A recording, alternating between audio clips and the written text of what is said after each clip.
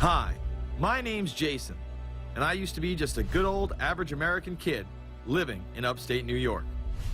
There's me. I played baseball, mastered Mortal Kombat, went to the prom, said the Pledge of Allegiance every day, and loved my country. I even lived the dream of every American youth, college. Sure, it was a state school, but it also happened to be a party town. Great times all around, right? Well, sort of. I still had to work hard as a pizza guy to make it. And of course, there was school. I had to figure out the computer graphics programs I was working with, as well as attend classes I didn't care about. I certainly didn't know much about geopolitics. Then 9/11 happened and everything changed.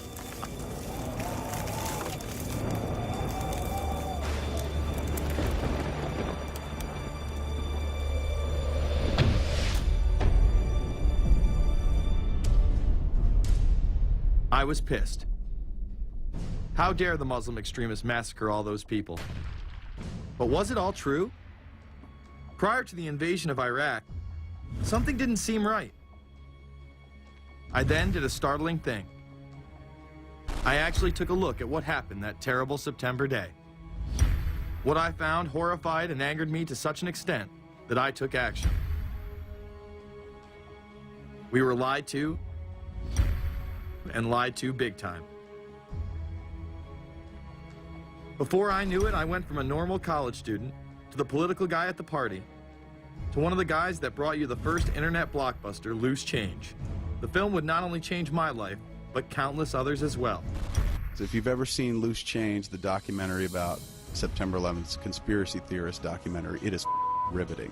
Oh, like, yeah. you watch it, and by the end, not even the end, 10 minutes in, you're like... You got your car packed, your head... You're just like, oh my God, it's all true. So every place, there's questions coming from this documentary. And you don't have to believe everything in the documentary to still have questions come up. And you look back and you remember what you saw and what you were told, and now you have questions. We got the boogeyman out there. See, for many years it was communism, then it was the war on drugs, now it's the war on terror. All through our life, we've had to have a boogeyman. Loose Change took the truth about 9/11 into the mainstream with over 100 million views and allowed me to travel the country and even take on some of my detractors. The answer is no, they cannot. Jason, I think it's telling that every time you disagree with something, you call the people a liar. I'm not calling anybody a liar, sir. I'm calling you a liar because you are a liar. But if we were lied to about 9/11, then who was really behind it?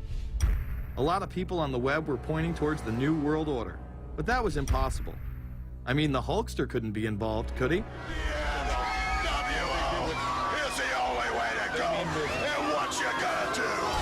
So I set out to find out if the New World Order really existed. And if it did, what was it? Who was involved? And what were their goals? The very word secrecy is repugnant in a free and open society. And we are, as a people, inherently and historically opposed to secret societies, to secret oaths, and to secret proceedings. For we are opposed around the world by a monolithic and ruthless conspiracy. It is a system which has conscripted vast human and material resources into the building of a tightly knit, highly efficient machine. Its preparations are concealed, not published. Its mistakes are buried, not headlined. Its dissenters are silenced, not praised. No expenditure is questioned, no rumor is printed, no secret is revealed.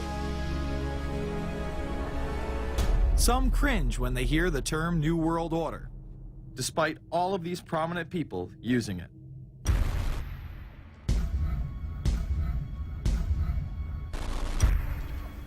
The world that maybe some people dreamt of at that conference back in Bournemouth, when it looked as if maybe history would end, that liberal democracy would triumph, that free market economics would slowly progress, and we'd have a new world order.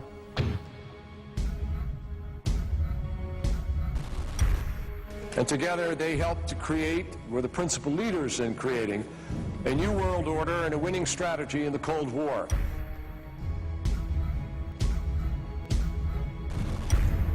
We are part of a new world order. And as the recently departed Admiral William J. Crowe once said, it's long on new and it's short on order.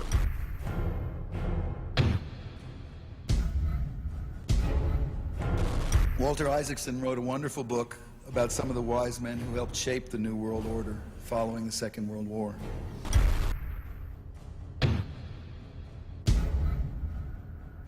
As we devise a way forward in Iraq, I urge the international community to embrace its responsibility for creating that new world order. A new world order based upon collective action.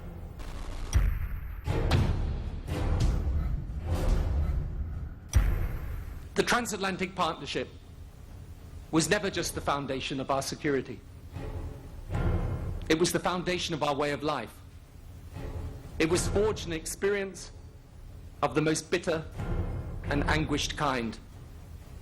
Out of it came a new Europe, a new world order, a new consensus as to how life should and could be lived.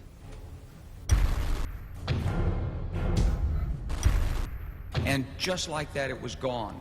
It was a new world order. That's what President George H. Bush said. Harvard historian Francis Fukuyama pronounced the end of history.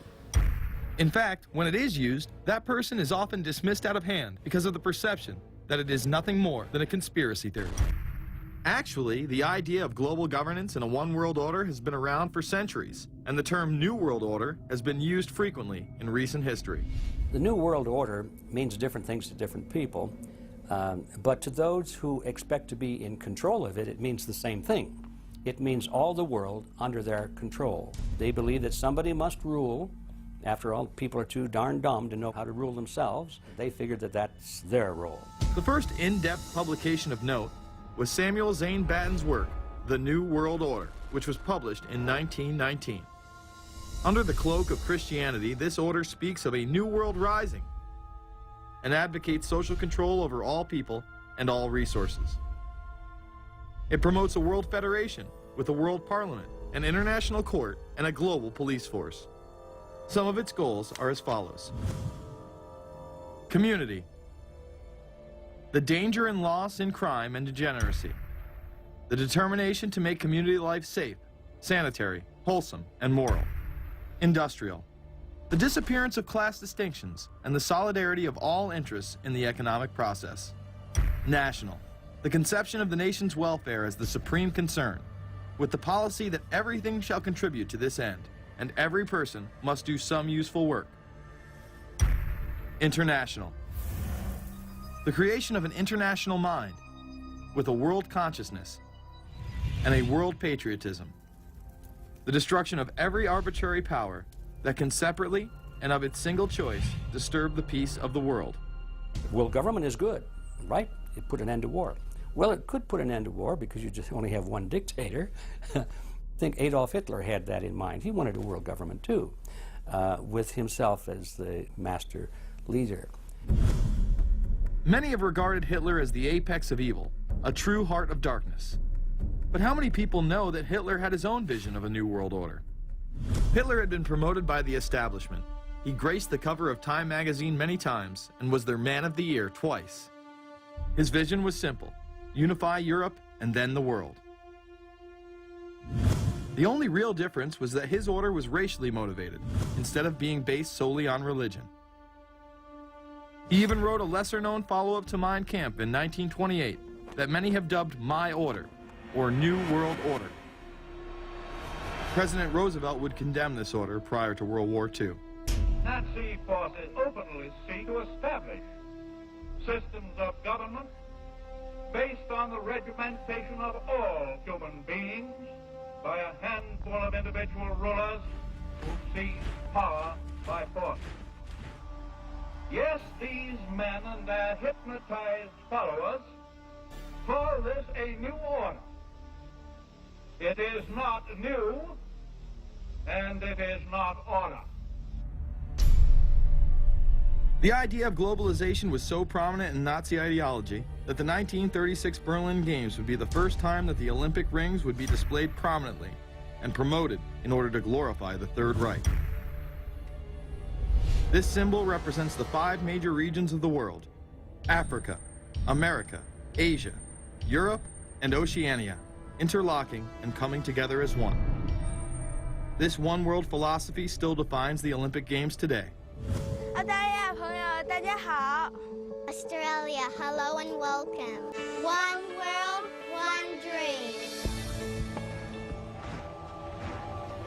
Hitler's methods of youth corps, concentration camps, eugenics, and military aggression were so visible to the rest of the world, he eventually failed. However, his vision of a new world order lived on. Author H.G. Wells, the man behind The Time Machine and War of the Worlds, would write about a planned world state in which there must be a common faith and law for mankind. In 1939, he would publish a full book on the matter called The New World Order. Wells again has a similar vision, stating that national individualism has to go and that sovereign states must end. He then goes on to write, in the great struggle to evoke westernized world socialism, contemporary governments may vanish. Perhaps his most chilling prediction is that countless people will hate the New World Order, be rendered unhappy by frustration and their passions and ambitions through its advent, and will die protesting against it. Many of them quite gallant and graceful-looking people. Collectivism is that concept where individuals are considered to be discardable, and that the group is more important, and that the ultimate group, of course, is the state. And so it boils down eventually to the fact that the state is the all-important unit of society, and citizens exist only to serve the state. Other men of prominence would also promote a New World Order during the 1960s, including industrialist and former New York Governor Nelson Rockefeller. These are some of the reasons pressing us to lead vigorously towards the true building of a New World Order. Rockefeller would also become vice president under Gerald Ford.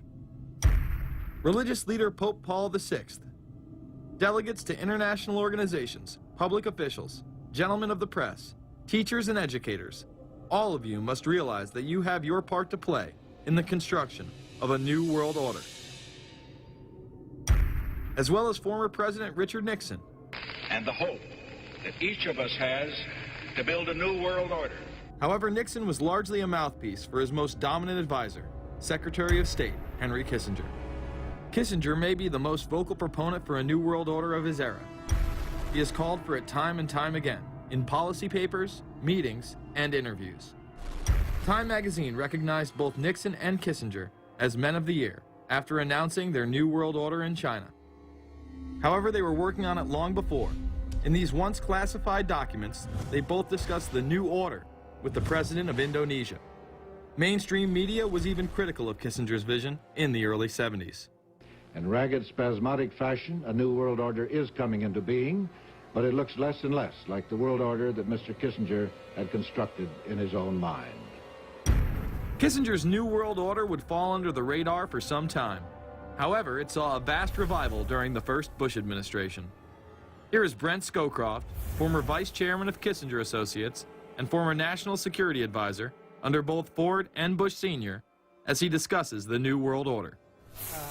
Looking at the subtitle this morning, Are We Ready for the New World Order? Gives me something of the shudders. That phrase, New World Order, I'm afraid I'm partly responsible for resurrecting. To me, what that symbolized was perhaps a fundamental change in the character of our response to national security issues. Here, Charlie Rose asked Scowcroft, Kissinger, and former National Security Advisor Zbigniew Brzezinski if we are living in a new world order. Where are we as we think about this time in American foreign policy? Are we at a special moment which is being redefined? Or are we creating a new world order? We're at a moment when the international system is in a period of change like we haven't seen for several hundred years. In some parts of the world, the nation state on which the existing international system was based is either giving up its traditional aspects, like in Europe, or as in the Middle East. George H.W. Bush would campaign for a new world order like no other president before him. He would openly discuss it during his State of the Union address. What is at stake is more than one small country. It is a big idea, a new world order, where diverse nations are drawn together in common cause to achieve the universal aspirations of mankind. Again, a unified Europe was a major goal in creating this order. With few exceptions, the world now stands as one.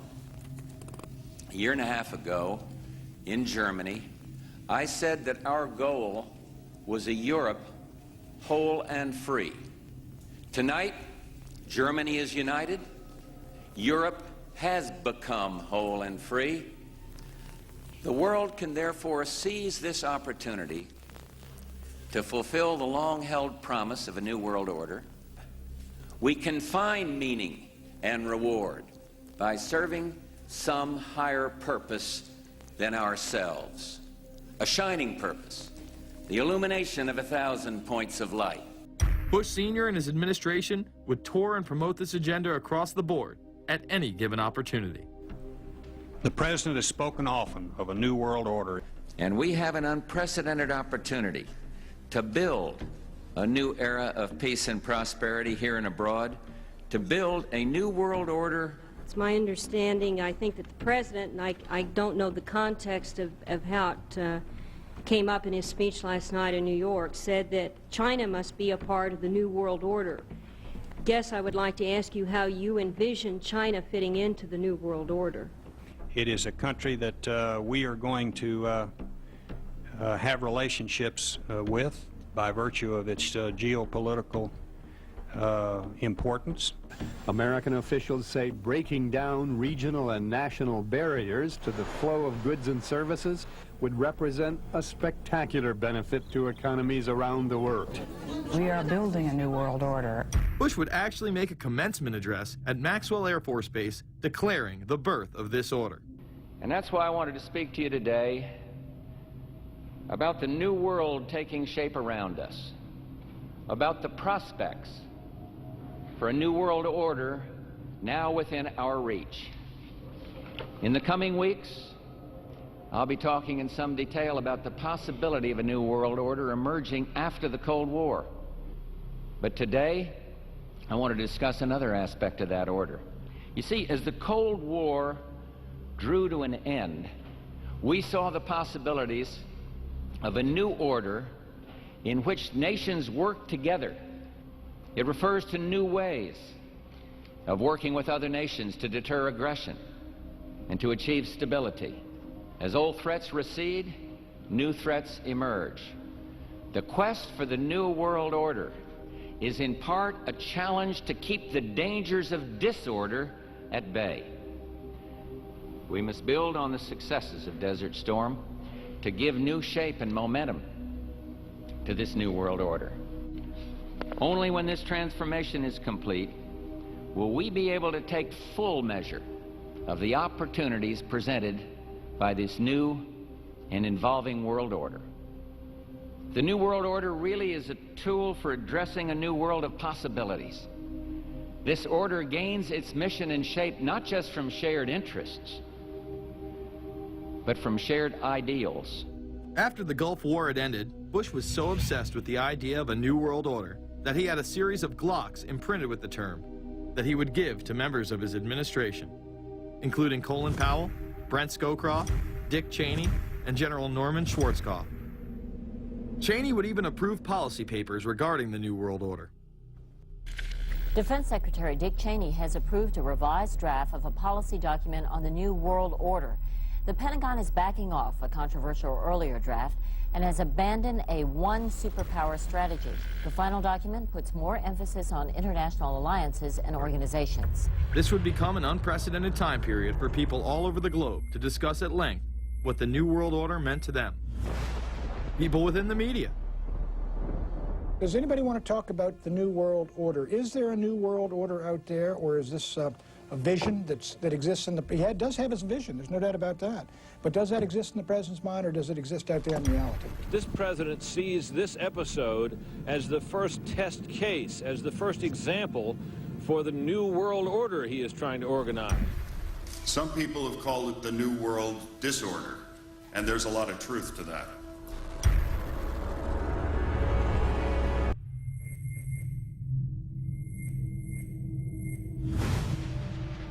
University and institutional chairs. I mean, we're talking a New World Order at Georgetown.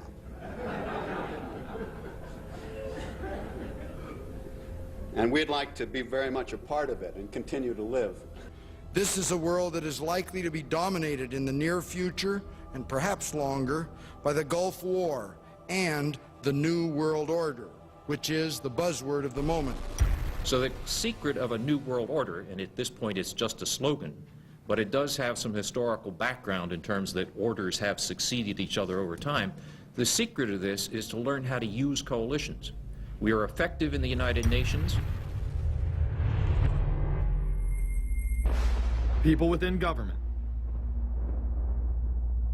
George Bush has invoked a New World Order without enunciating a new American purpose.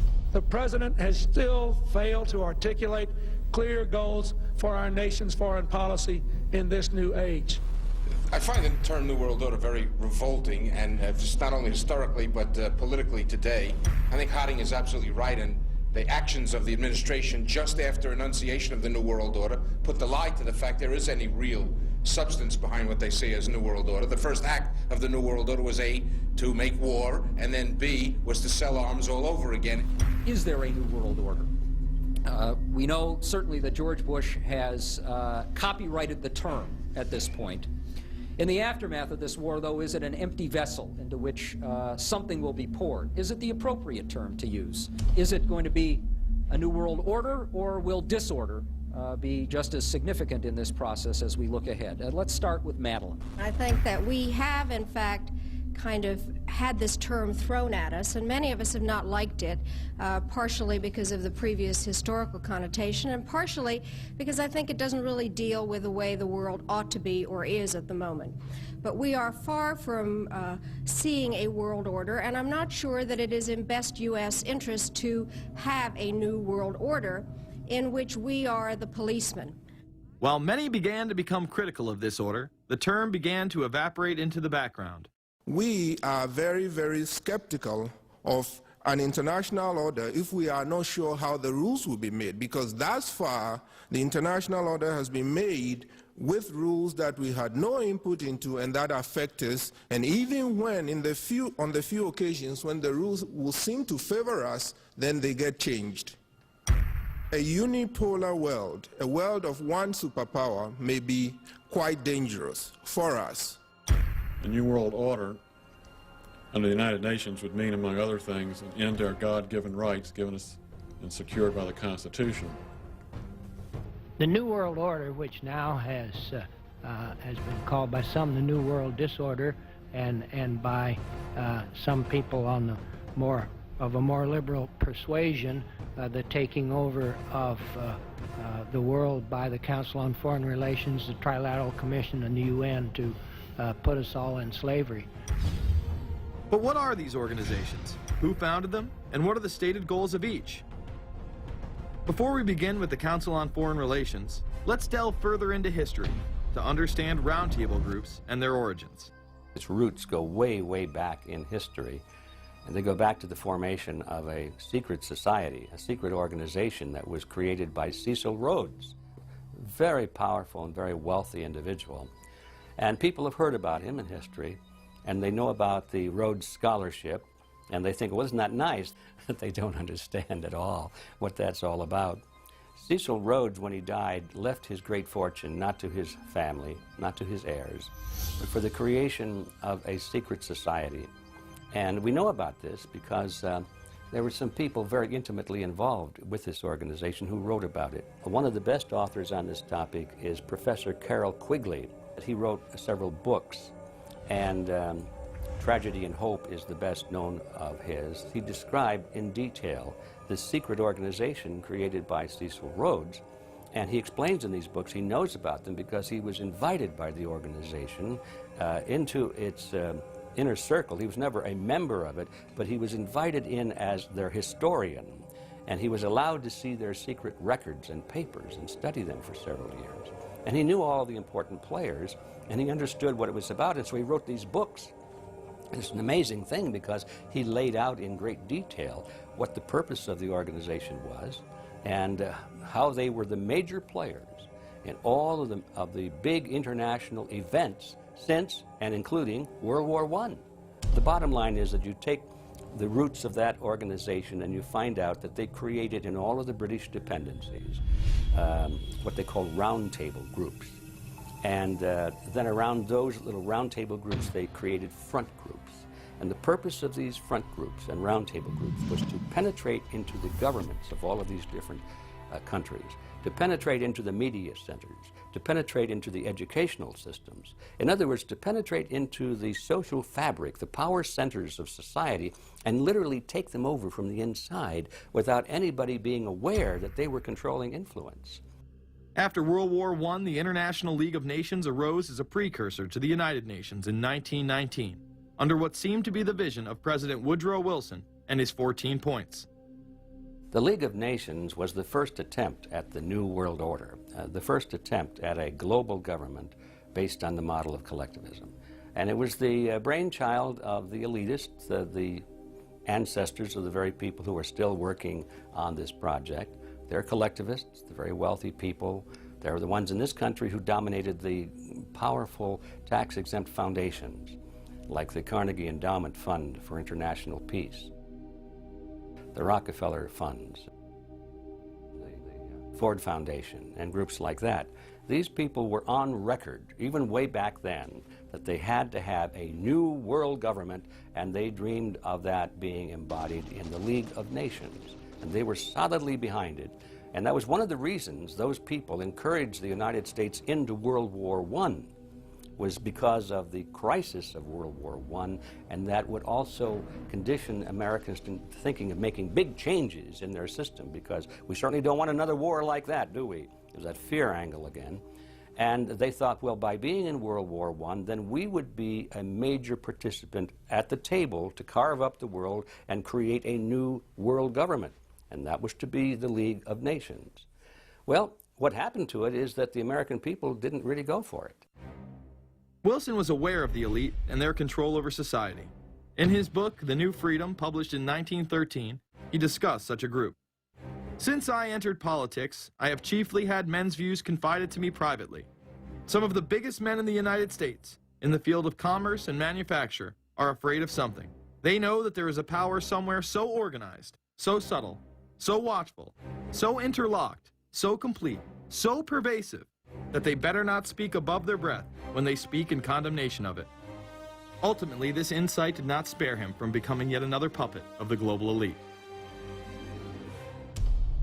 You're watching Invisible Empire, A New World Order Defined.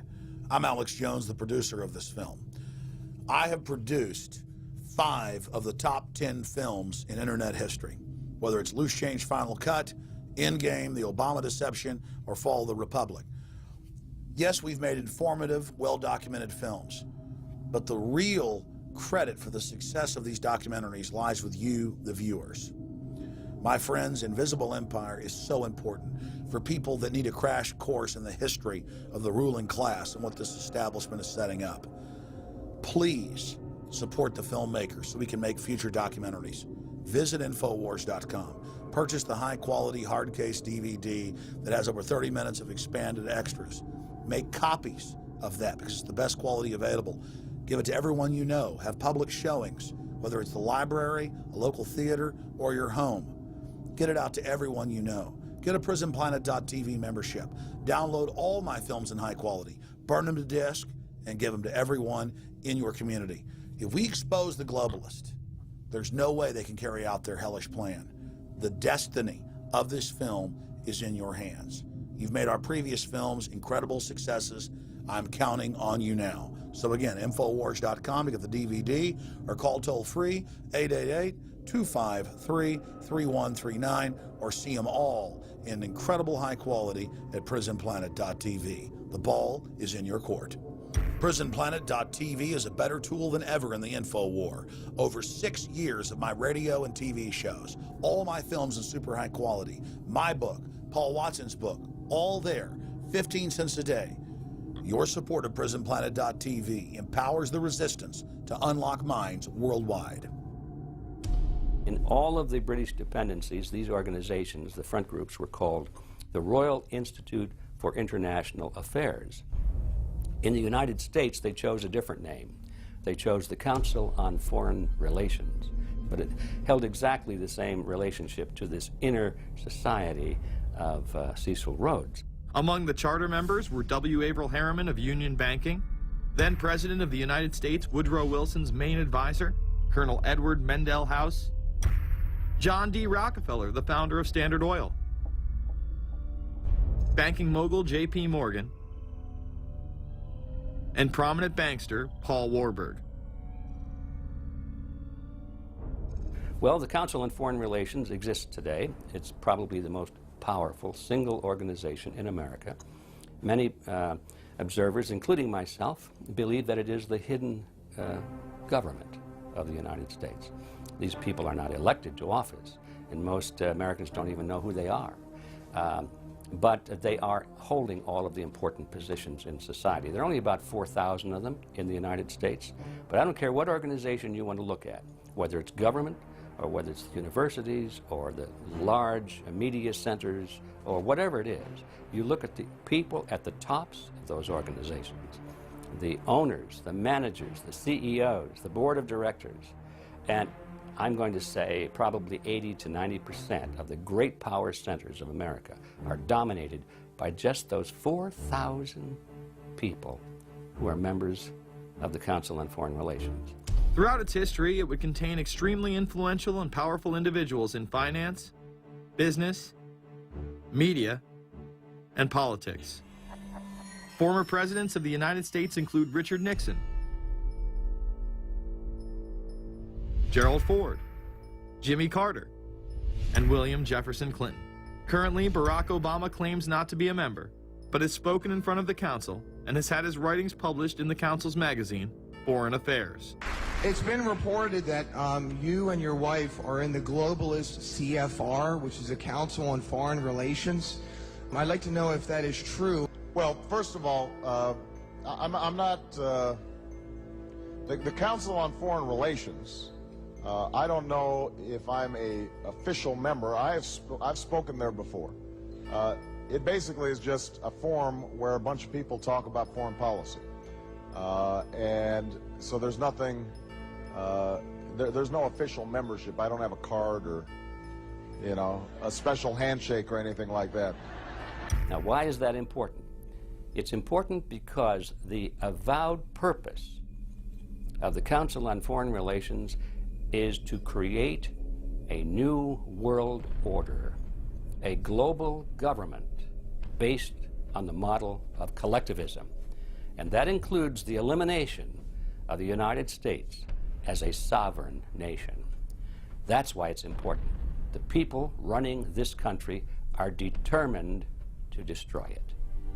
The Council was heavily criticized during the 1980s for being an organization hell-bent on destroying national sovereignty in favor of a world government. So many of its members hid their association with the organization. Dick Cheney had this to say in response to a question by David Rockefeller, who became the CFR's youngest director in 1949 and was chairman of the board from 1970 to 1985. He remains an honorary chairman to this day. It's good to be back at the Council on Foreign Relations. As Pete mentioned, I've been a member for a long time and was actually a director for some period of time. I never mentioned that when I was campaigning for re-election back home in Wyoming. Now, you are the president of the Council on Foreign Relations, all right? Yes, sir. You guys toy with countries of the world like toys, don't you? You're like the Illuminati, you're the Masons, you control everything, don't you? That's the rap on you guys. What's so interesting now, though, is who's on the chessboard. The toys, if you will, are a lot more than states. Notice that Mr. Haas does not deny that the CFR has massive control over the geopolitical arena, and instead tries to focus on the separate entities outside of nation-states. Current Secretary of State Hillary Clinton also reveals the importance of the CFR here. But it's good to have an outpost of the council right here down the street from the State Department. We get a lot of advice from the council, so this will mean I won't have as far to go to be told what we should be doing and how we should think about the future. You have these private groups that are run and created by the elite, by the ultra-rich, wealthy families that have been manipulating global markets from behind the scenes for generations. They create these private groups that then feed information to the government, to senators, to congressmen, their recommendations, their policy papers, what they think should happen. And it's fascinating because if you actually read what it is that they're doing, the recommendations that they make, they're very able to get them put in place. Discussions that are going on in these private groups are really talks that should be going on in Senate committees and in the halls of Congress, but they're happening with these ultra-elite groups that are then pushing their propaganda into the political mainstream, and then it's becoming enacted, it's becoming put into law. Still not convinced the CFR is promoting a new world order? Listen to what Leslie Gelb had to say upon leaving the New York Times to chair the organization as its president in 1993. I loved it. Doing a column is a great job. I'm going to an equally great but different job, and in a way a job that caps everything I've been doing in my life, in government and academia and in journalism. I think that's what the Council on Foreign Relations will allow me to do. Well, you know, for example, you had me and 3 or 4 other folks on this show a few months ago to talk about the New World Order, right? Exactly. Right? Bob I talk Hormats about it, and you, exactly. Right. I talk about it all the time.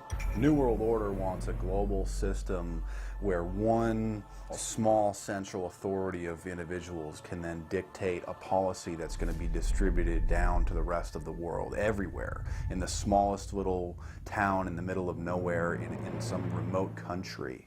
I now think it's safe to say that the Council is extremely influential on the world stage and openly promote global governance. The Council and the globalists were able to take this agenda to the next level following World War II. The United Nations was born out of the ashes of this conflict. Unlike the League of Nations, the United States not only joined this organization, they championed it. First book I wrote was The Fearful Master, a second look at the United Nations. It was written at a time when it was not popular to be critical of the UN. I mean, the United Nations was viewed by almost everybody as our last best hope for peace. It was a means, we were told, to bring humanity together and put an end to war and live in peace and harmony and promote trade and all of these good things. I wish it were any of those things, but it's not. The original charter for the United Nations was drafted in San Francisco in 1945, and the United States became a permanent member of the Security Council, along with France, the United Kingdom, the Soviet Union, and the Republic of China. The process by which other nations' belief systems could be used to erode and eviscerate our Constitution and Bill of Rights had taken a giant leap forward. The United Nations is one of the most well-known sort of globalization attempts. Its primary goal is to streamline all the governments of the world, to create a global council and to unify all the rules and all the regulations for the world. So it's essentially the precursor and an engine of this new world order. The United Nations is made up of all of the countries of the world, most of which are dictatorships of one kind or another. And you don't take a bunch of dictatorships and put them into a bag and shake it up and come out with a freedom-loving governmental unit. You come out with a global dictatorship. This was the public base of global governance. However, many other organizations have been birthed since. Even more fourth suspect is a private group called the Trilateral Commission. David Rockefeller and Henry Kissinger are among its some 300 influential members. The Trilateral Commission, rich and powerful business and political leaders from Japan, Europe, and North America. The New York-based policy group was formed in 1973 by Chase Manhattan Bank Chairman David Rockefeller. In addition to Rockefeller, there are many other noted American members. Among them, economist Alan Greenspan, former Defense Secretary Harold Brown. George Bush was once a member but resigned last year before his unsuccessful presidential campaign. Back then, it wasn't politically wise to be aligned with what his party's right wing considered a shadow world government. The United Nations would take over America. The Trilateral Commission would control the world. Just look at its membership, they say. Current and former members include Presidents Clinton, Bush, and Carter. Names like Brzezinski, Christopher, Kissinger, and Schultz. And top executives of ITT, Xerox, Exxon, and Nations Bank. Although this group with only 300 members seems to be at the apex of the power structure, there is yet another group formed in 1954 that is even smaller in number and has a greater influence on world events. Meet the Bilderberg Group. This elite group meet annually around the globe. There is a core group of members who have attended every year for decades, such as David Rockefeller, Henry Kissinger, and Queen Beatrix of the Netherlands. These members invite others who are politically and socially relevant at the time. Each year, around 140 people are in attendance. Real quick, I asked Hillary this question. In June of 2004, you attended a meeting in Italy called the Bilderberg Group. I just want to know what you were doing out there, what that was all about. If she lied to me and told me she didn't go, I figured you might tell me the truth. All I did was go. They had a Republican and a Democrat. Republican was... I gave like a 20-minute talk on the presidential election. You didn't have anything to do with being John Kerry's running mate? Did they talk about that at all? No, because I wasn't his running mate. Okay. I happened to be in Europe then on my way to Russia. I was invited to go to Bilderberg by Vernon Jordan, a friend of mine and a genuine hero of the civil rights movement. And to the best of my knowledge, NAFTA was not discussed by anybody in my presence. Documents released by the group in 2001 reveal that in September of 1955, the group met in Germany and covertly outlined the idea of a European Union. Section E, European Unity, discusses the general support for European integration and unification, and the idea to unify Germany once again with the rest of Europe under a common marketplace. Belgian Viscount and current Bilderberg chairman Etienne Davignon told the EU Observer in 2009 that the next Bilderberg meeting could improve understanding on future action in the same way it helped create the euro in the 1990s. This illustrates the patience, vision, and reach of this organization. It was able to promote and establish both a European Union and a European currency over the course of just under 40 years, incrementally. One of the things that the elitists discussed back at the turn of the century when they were talking about how do you convert the United States into a collectivist system was the fact that you can't do it quickly. You have to let people get used to it incrementally, because any major change would be rejected. The 1957 Conference of Rome, where the Common Market Treaty, providing for free trade in all products, was at last signed. 6 nations, France, Germany, Italy, Belgium, Holland, and Luxembourg, agreed to remove all mutual barriers to trade within 12 to 15 years, the embryo of a political union which they proclaimed to be their ultimate objective. In that fashion, it's possible for people to get used to this process and even to think it's a good thing. People will accept the gradual growth of government, the gradual loss of their purchasing power. They'll accept almost anything if it's done gradually, and we have to be very alert to that. 2008 and 2009 attendees include World Bank President Robert Zoellick, Treasury Secretary Timothy Geithner, former head of British Secret Intelligence Richard Dearlove, Donald Graham, CEO of the Washington Post, CNN host and author of The Post-American World, Fareed Zakaria, and many other giants of business, politics, and media. You just came back from meeting with the Bilderberg Group. The Bilderberg Group are, you know, when people who are conspiracy theory people, they send me mail, it's usually about the Bilderberg Group. And I get these books on my front door, which I'm uncomfortable with. And it's all about the Bilderberg, like they're the modern-day Illuminati. Are you a member of the Bilderberg Group? I don't think we're supposed to talk about this. Many have identified them as the kingmakers, the puppet masters that pull the strings behind the scenes. Perhaps there is no better example of this than what occurred during the 2008 conference. Immediately after Obama had been selected as the Democratic presidential nominee, the pressure was on to choose a running mate. We've put together a committee. We are going to be equally deliberative in how we move forward. And we're not going to do it in the press, and we're not going to do it through surrogates. He then tricked the press corps into staying on the plane as it took off from Washington. He was whisked away to an undisclosed location. Obama was supposed to fly home. He'd been here in Virginia. He was supposed to fly home out of Dulles, as you know, outside Washington, D.C.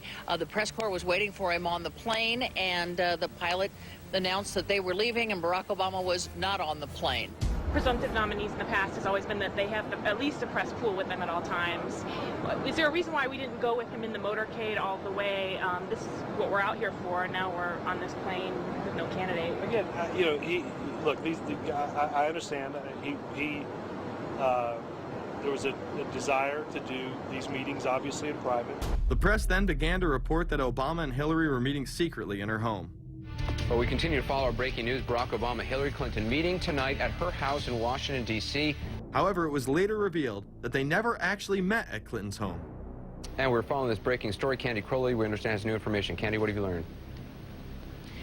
We are hearing actually from Chris Welsh, who is our embed with the Obama campaign. Those are the people that took off without Obama and went to Chicago. The spokesman there is in fact confirming that the meeting did take place. They're talking in past tense now, but saying that the meeting did not take place at the Clintons' house. It took place at this point at some place, I don't know where, some undisclosed place in Washington, D.C., not at Hillary Clinton's house. Remember, Gibbs mentioned that Obama had a desire to have several meetings, not just one. Is there more than one meeting? Is there more than one person with whom you... I'm not going to get into all the details of the meetings. I don't know that I've got a ton more different answers for all of your questions. The truth of the matter is that Bilderberg just happened to be in the neighborhood at the time. They were holding their annual meeting just down the road in Chantilly, Virginia. What are the chances? What's interesting and dangerous about the New World Order is that it's not a natural progressing idea. It's just not civilization naturally evolving and organizing into this system. It's the group of extremely powerful people that are manipulating the system to get it to this status from behind the scenes without anybody's knowledge. You have to ask yourself, if there isn't an agenda going on to keep those organizations quiet and to keep them out of the news, to keep the discussions about them behind closed doors, then why is it that these supposed experts on the left and on the right never talk about them? This has been a condensed history of the globalist organizations and their rise to power. But is there a reason they meet behind closed doors? A shadow world government has been mentioned, but to truly understand what that means, let's go back to this iconic warning from President Dwight D. Eisenhower. Progress toward these noble goals is persistently threatened by the conflict now engulfing the world. It commands our whole attention, absorbs our very beings. We face a hostile ideology, global in scope, atheistic in character, ruthless in purpose, and insidious in method. Unhappily, the danger it poses promises to be of indefinite duration. The need to maintain balance in and among national programs.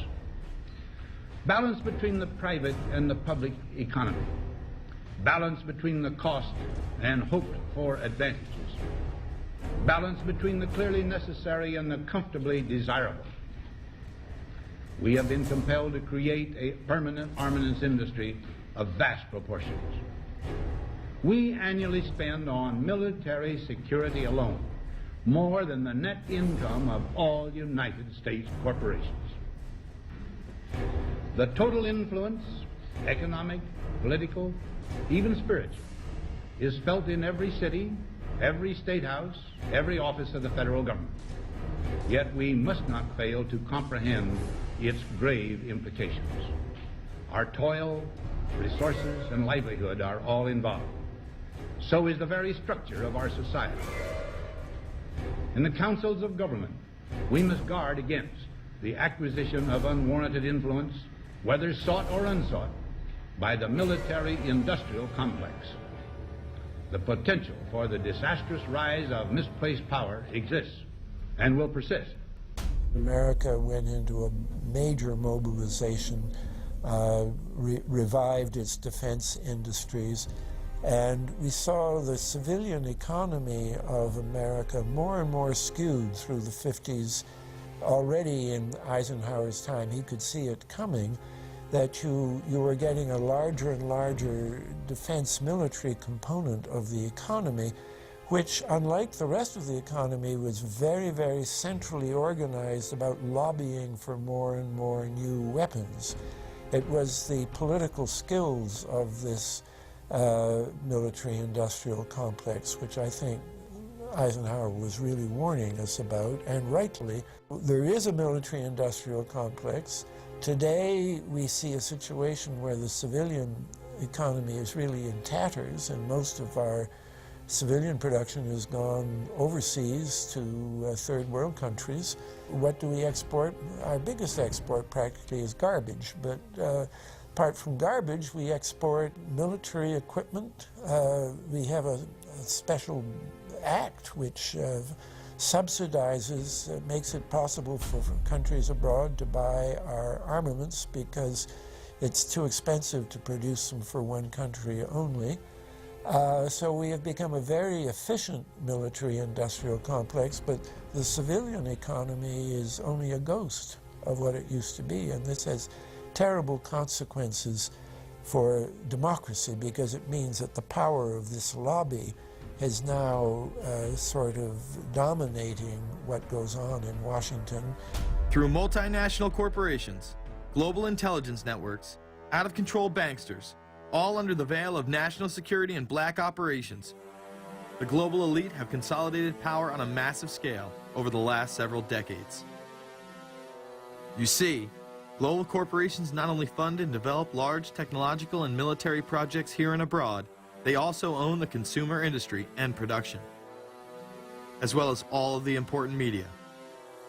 By owning the vast majority of what we hear and see on a daily basis, we have been manipulated on a mass scale as to regards to what we believe and desire, both socially and politically. Edward Bernays, the nephew of world-famous psychoanalyst Sigmund Freud, would study group dynamics and become the father of public relations. He authored the book Propaganda in 1928. In it, he described how to intelligently and consciously manipulate the habits and opinions of the masses within a democratic society. He went on to state that those who harness this unseen mechanism of society constitute an invisible government and are the true ruling power. It is they who pull the wires which control the public mind, who harness old social forces and contrive new ways to bind and guide the world. The average American is distracted, mindless, worried about minuscule things, celebrities, as if it was their own family members. And this is by design, because the powers that be, who own the media, know how our brains work. They know scientifically how the human mind functions. They know about sociology, and they are using the media, and have used the media for decades now, to entertain people with issues that don't really matter.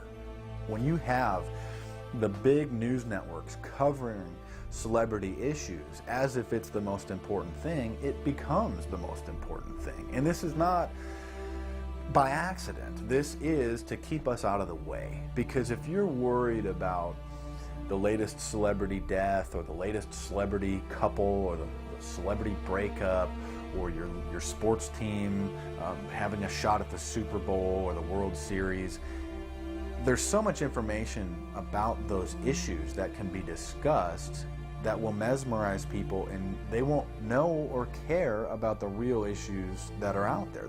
Well, I think this is just one more piece of evidence of the degree to which the media, supposedly the watchdogs, has become the gatekeeper of the system.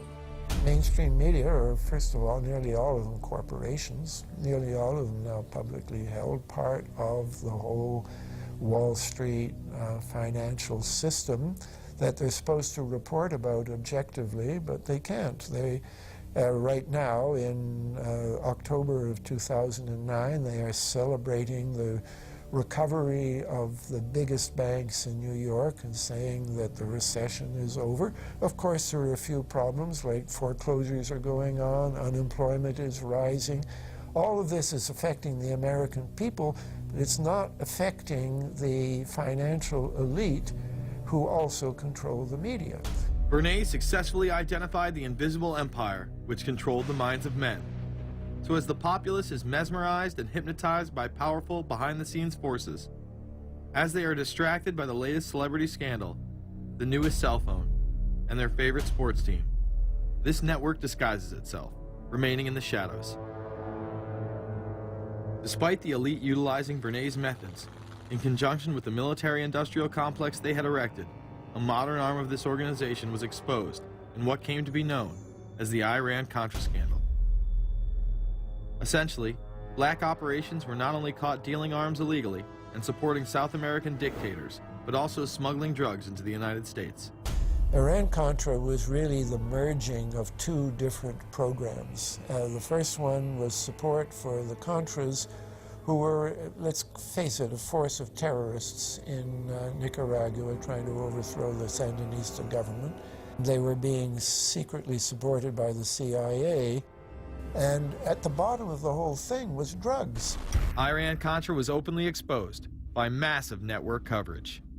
How was it that in 3 years, a network Washington set up to run arms to the Contras wound up running cocaine into this country for the most vicious drug cartel in the world? At the same time, we were supposed to be fighting a war against drugs. But by the same token, I also smuggle my share of weapons in exchange for those illegal substances, with the full knowledge and assistance of both the DEA and CIA. Betzner says that in 1983, he flew weapons from Florida to El Salvador and drugs from Colombia to the Bahamas on the way back. In 1984, he says, he flew twice from Florida to Costa Rica and back. We could bring back our own cargo, and they would arrange it, or we could bring back their cargo without ever having to worry about interception, arrest, anything like this, that everything was taken care of. What kind of cargo were you talking about? Drugs.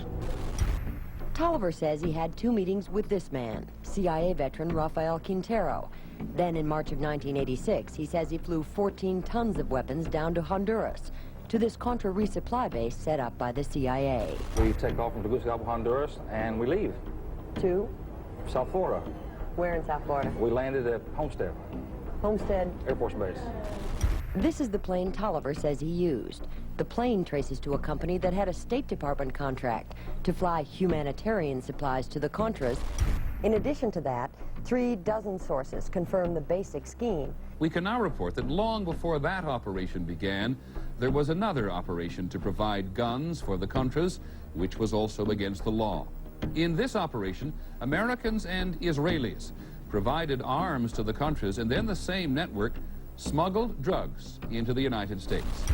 The operation was launched in spring of 1983 at Washington's request, with at least $20 million of Israeli government money later reimbursed, we're told, from U.S. Covert Operations Fund. For about 5 years, people were flying arms into Iran, and most of them came from Israel. The Israelis purchased the weapons from Poland and Czechoslovakia and began shipping them secretly from Yugoslavia to Bolivia, and then to Panama. The Israeli liaison man there, this man, Michael Harari, until recently a close aide to Panama's strongman, General Manuel Noriega.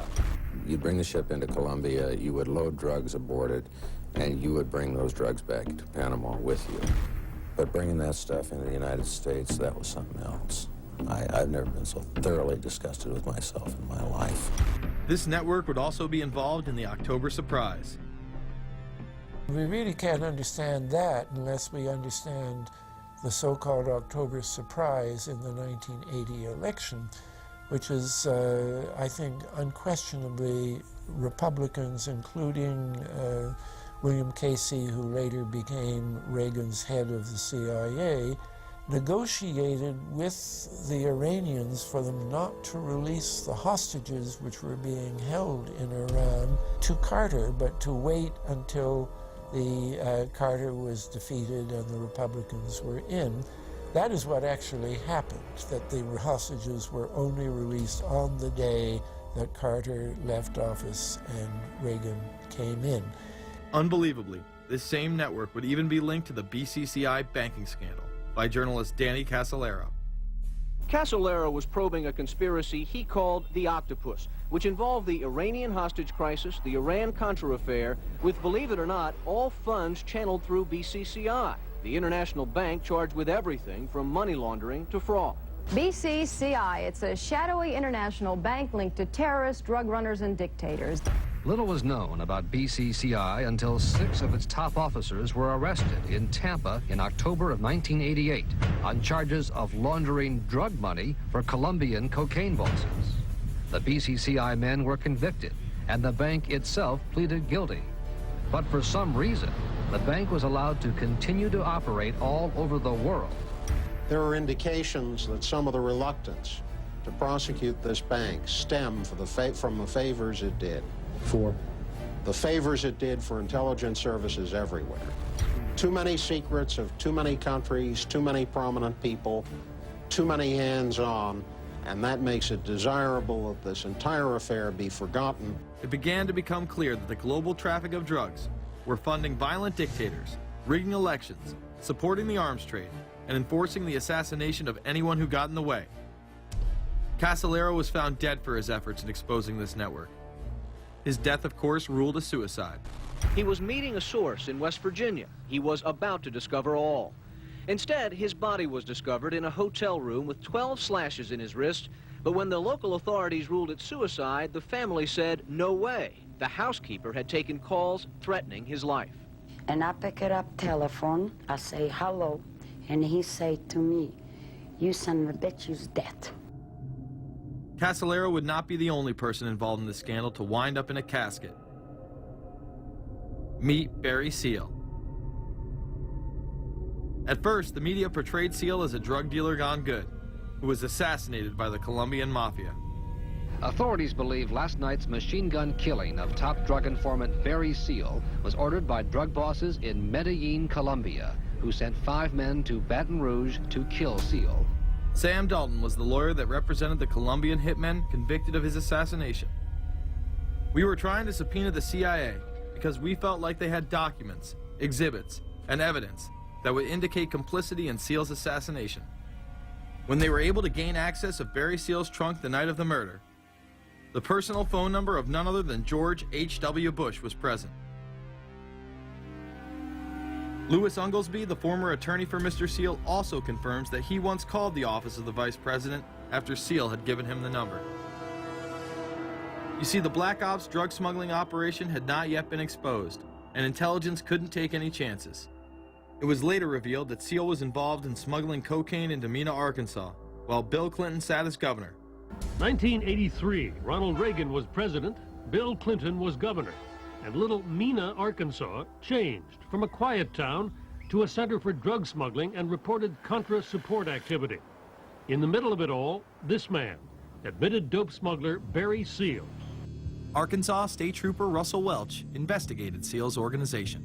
Each trip would have 250 to 350 pounds of cocaine. According to the London Telegraph, Arkansas State Trooper Larry Patterson testified under oath that he and his officers discussed repeatedly in Clinton's presence the large quantities of drugs being flown into Mena Airport, large quantities of money, large quantities of guns.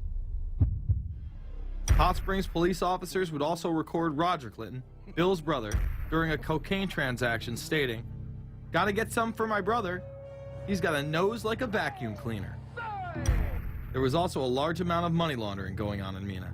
Former IRS agent William Duncan traced some of Seal's drug profits laundered through Mena banks. We had direct testimony from people who were involved in the money laundering operation.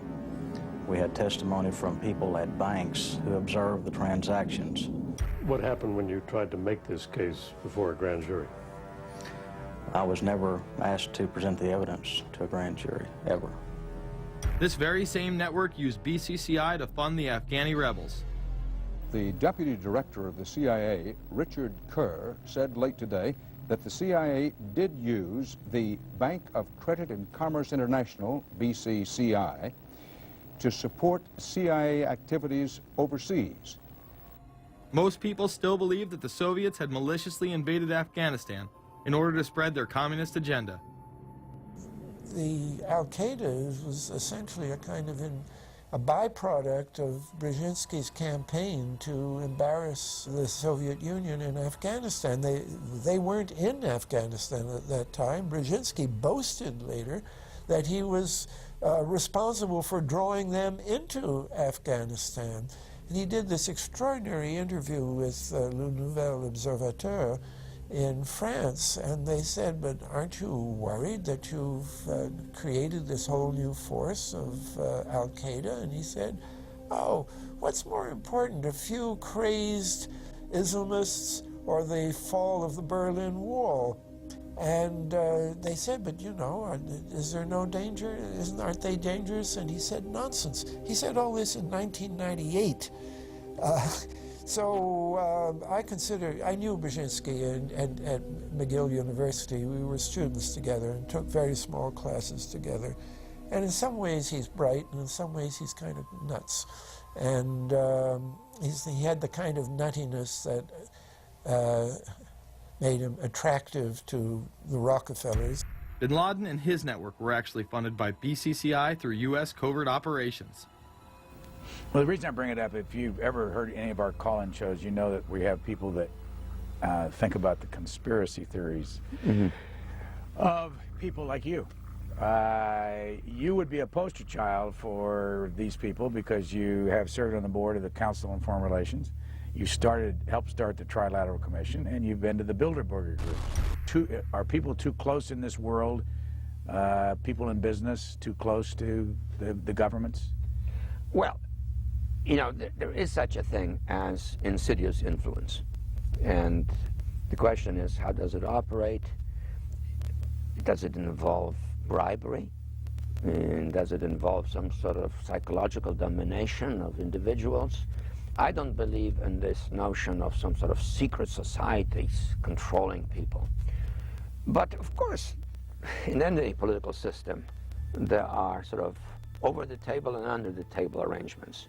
Arrangements that involved ruthless, illegal, and immoral activities in order to dominate humanity.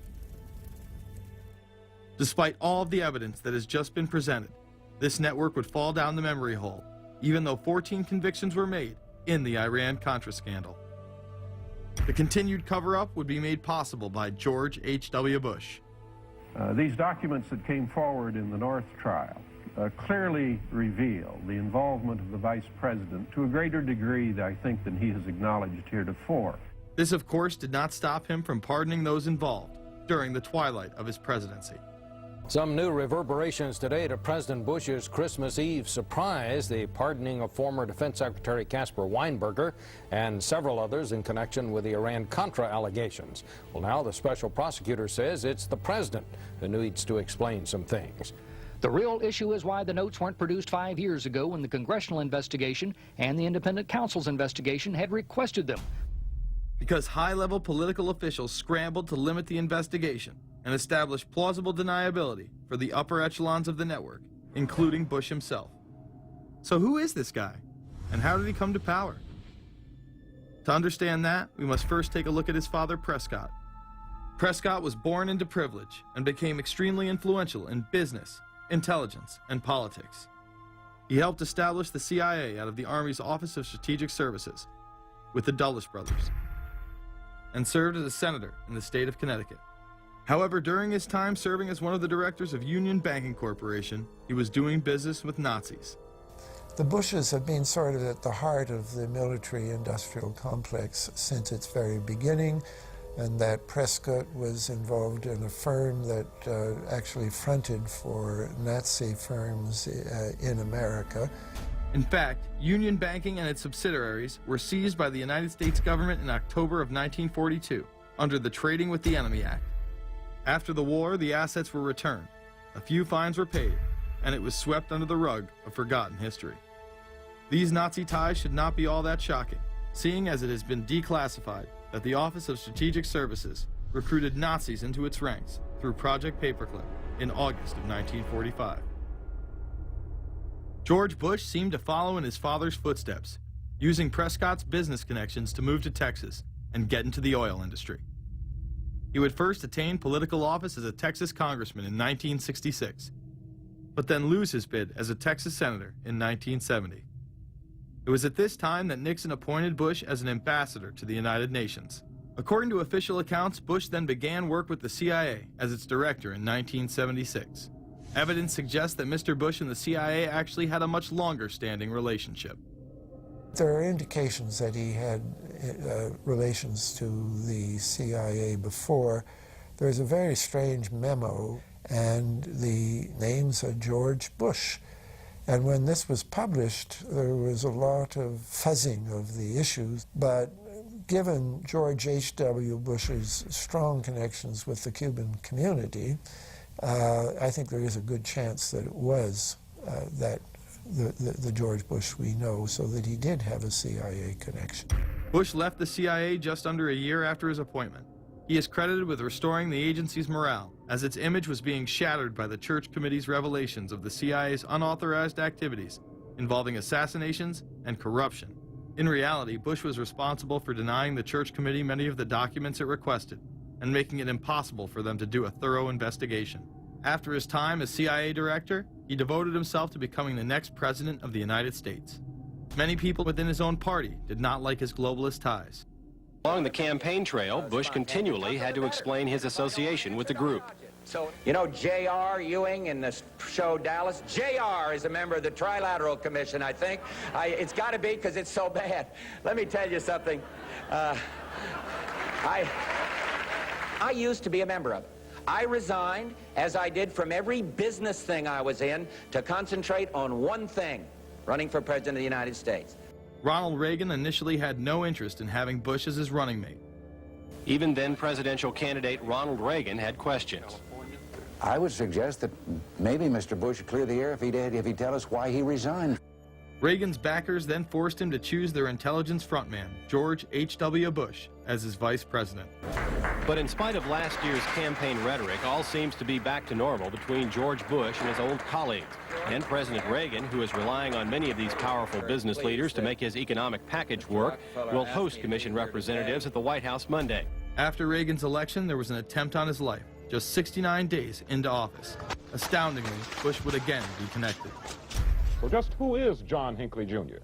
When he left this neighborhood 8 years ago, he was, by all accounts, well-liked and seemingly normal. This donut shop near the motel was visited by Hinckley, who reportedly waited for a phone call here each day, even though he had a phone in his motel room. The nature of the calls is not known. A touch of irony. The young man walking with the elder Hinckley is 30-year-old Scott Hinckley, John Jr.'s brother. He and Vice President Bush's son, Neil, are friends. They had planned to have dinner together in Denver tonight. The plans have been canceled. We were told Hinckley was a madman acting alone. If that was the case, why was he making phone calls from a payphone down the road instead of his hotel room? Why was the would-be assassin's brother a family friend of the man who stood to gain the presidency? While Reagan led the nation in the public eye, Bush exploited his power through the largely unknown Continuity of Government Directive. In the United States federal government, there is a super-secret agency which controls this shadow government. The National Program Office allowed Bush and his network to attain executive emergency powers. Ronald Reagan authorized the National Program Office when he signed a top-secret directive in 1982. Oliver North was one of the key officers responsible for the program's startup. Under the NPO's direction, 4 agencies were charged with execution of the Doomsday Plan: the CIA, the Departments of State and Defense, and the Federal Emergency Management Agency. An effort was being made to consolidate continuity of government programs across several major departments of the government under one office. After 8 years of secret wars, covertly sponsored revolution and assassination had advanced globalist interests and allowed Bush to achieve his lifelong dream by becoming the 43rd president of the United States. The fall of the Soviet Union left the United States as the sole superpower in the world. The Wolfowitz Doctrine stated, "We must maintain the mechanism for deterring potential competitors from even aspiring to a larger regional or global role." The New World Order was on display with the first Gulf War and the creation of a European Union.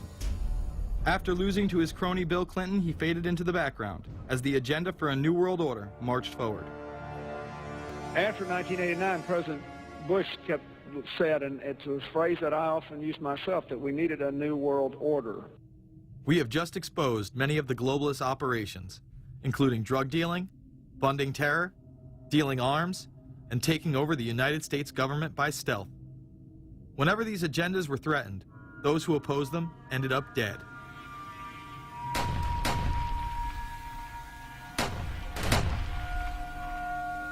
We've got some difficult days ahead, but it really doesn't matter with me now, because I've been to the mountaintop.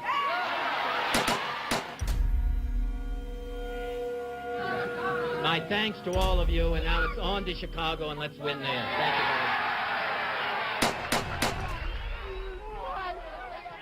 much. Gave a paper about all three of the big assassinations in the 60s, which was John F. Kennedy, Bobby Kennedy, and Martin Luther King. And there are certain common denominators. I call these events deep events. We've become accustomed to the idea that every now and then something is going to happen, and we just know from the beginning we're not going to get to the bottom of it. And the more they happen, the more reconciled we've become to this state of affairs. In 1978, the House Select Committee on Assassinations could not ignore there was a conspiracy in regards to the assassination of John F. Kennedy and Martin Luther King Jr. Good evening. A congressional committee has concluded that President John Kennedy and civil rights leader Martin Luther King Jr., both of them, were probably killed as the result of conspiracies. The House Assassinations Committee wound up its 2-year study by recommending that the Justice Department look into both cases. In the assassination of Dr. Martin Luther King, the committee concluded the likelihood of conspiracy. The committee's summary of findings says President Kennedy was probably assassinated as a result of a conspiracy, that its evidence establishes a high probability that 2 gunmen fired at the motorcade. The committee concluded that President Kennedy did not receive adequate Secret Service protection in Dallas, that the CIA was deficient in sharing information before and after, that the Justice Department and Warren Commission failed to pursue possible conspiracies and made their conclusions too definite. There seems to be no debate that the CIA and Secret Service were involved in the assassination, as you can clearly see 2 Secret Service agents being taken away from their positions at the back of Kennedy's vehicle just moments before the assassination. And no matter what you believe about Oswald, it has now been declassified that Oswald was trained by the CIA in 1957 under the cover of the Office of Naval Intelligence. These political assassinations continue to this day. The 11-person jury in the inquest must decide if these stills, never before seen of Diana in the Mercedes and then the crash, are the frantic moments after a tragic accident or the aftermath of a calculated murder. Mr. Al-Fayed? Mohammed Al-Fayed, Dodi's father, has long since made up his mind. I believe that my son and Princess Diana have been murdered by the royal family.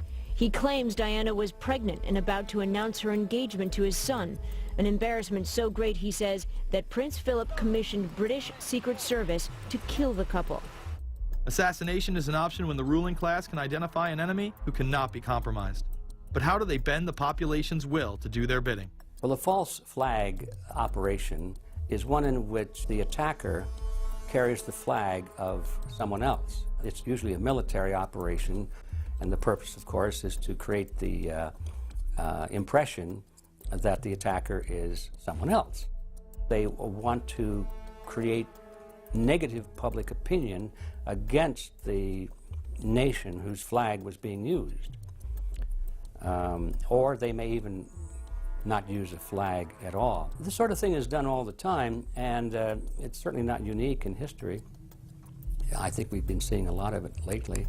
Americans are easily motivated by false flag operations, and I think it's inevitable that we will see false flag operations in the near future. It is used in order to seize power at an accelerated pace. A very well-documented modern example of this is the Tonkin Gulf incident. There were two sets of Tonkin Gulf incidents. The first one on August 2nd were real but trivial.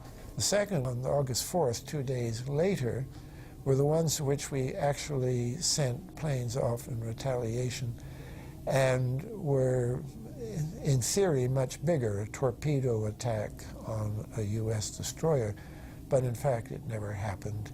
When McNamara visited Vietnam, he confirmed the Tonkin Gulf incident never occurred, and once again, we were lied into war. To this day, I don't know what happened on August 2nd and August 4th, 1964 in the Tonkin Gulf. The general provided the answer, saying his Navy attacked the Maddox on August 2nd. But on the 4th, nothing happened. There was absolutely nothing, he said. We know for a fact now that NSA and CIA both falsified their reports up to Johnson on that day to make it look as if there had been an attack. Upon the fall of communism, a new threat had to be established in order to maintain their military-industrial complex and keep the people in fear of invisible enemies. More modern examples of this have been used not only to start conflicts abroad, but to instill fear in large populations in order to demonize groups and further erode civil liberties. The majority of people still believe that Timothy McVeigh was a right-wing extremist who bombed the Oklahoma City building with a Ryder truck because he was upset with the government. People close to the event told a very different story.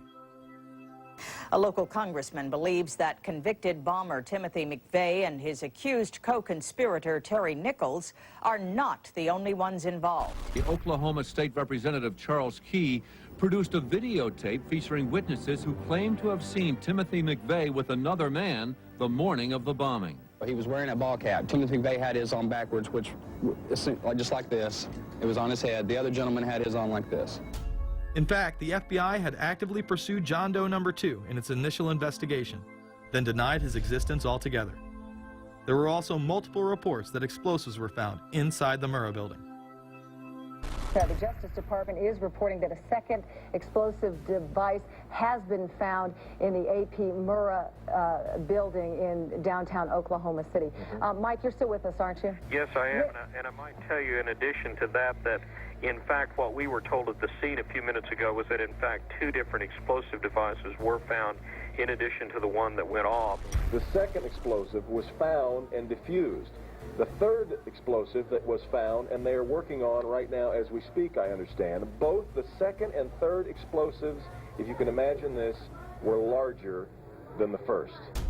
Bomb squads were actually caught on video pulling into the building to retrieve these devices.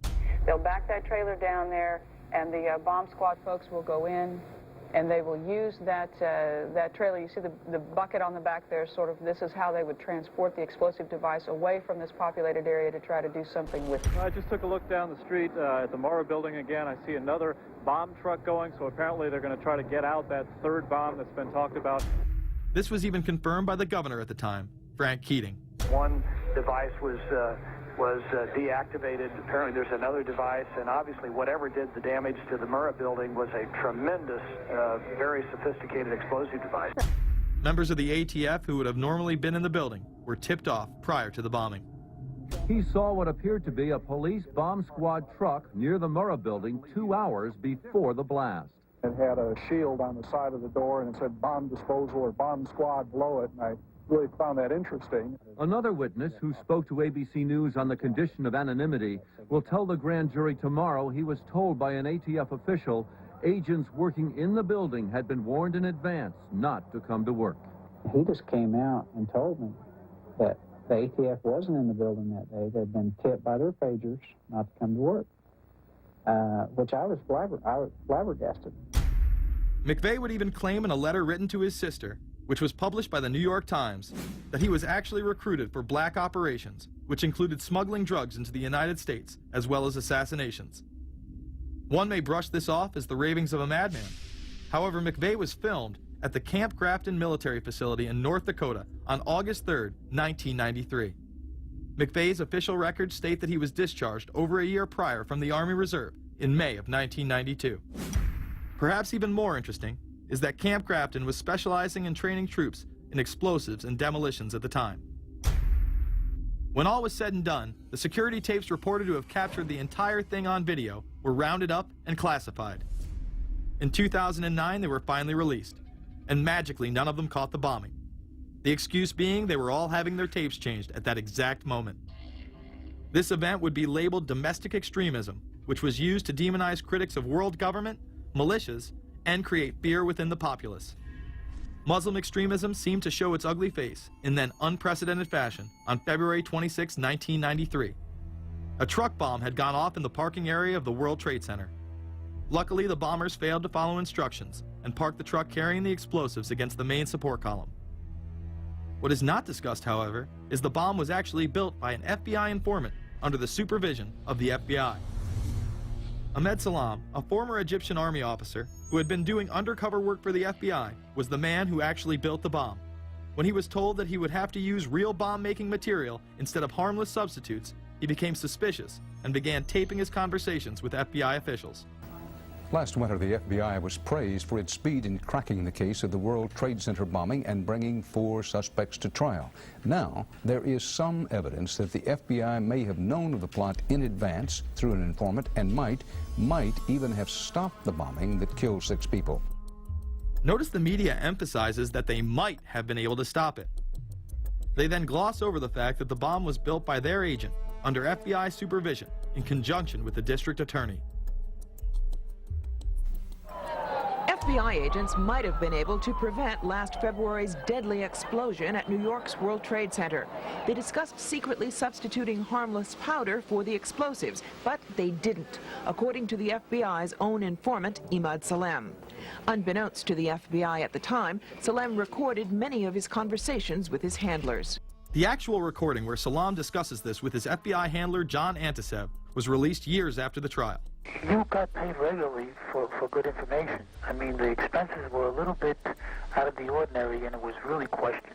Don't tell Nancy I told you this. Well, I have to tell her, of course. Well, then if you have to, you have to. Yeah, because, I mean, the lady was being honest, and I was being honest, and everything was submitted with a receipt. Yeah. And now it's questionable.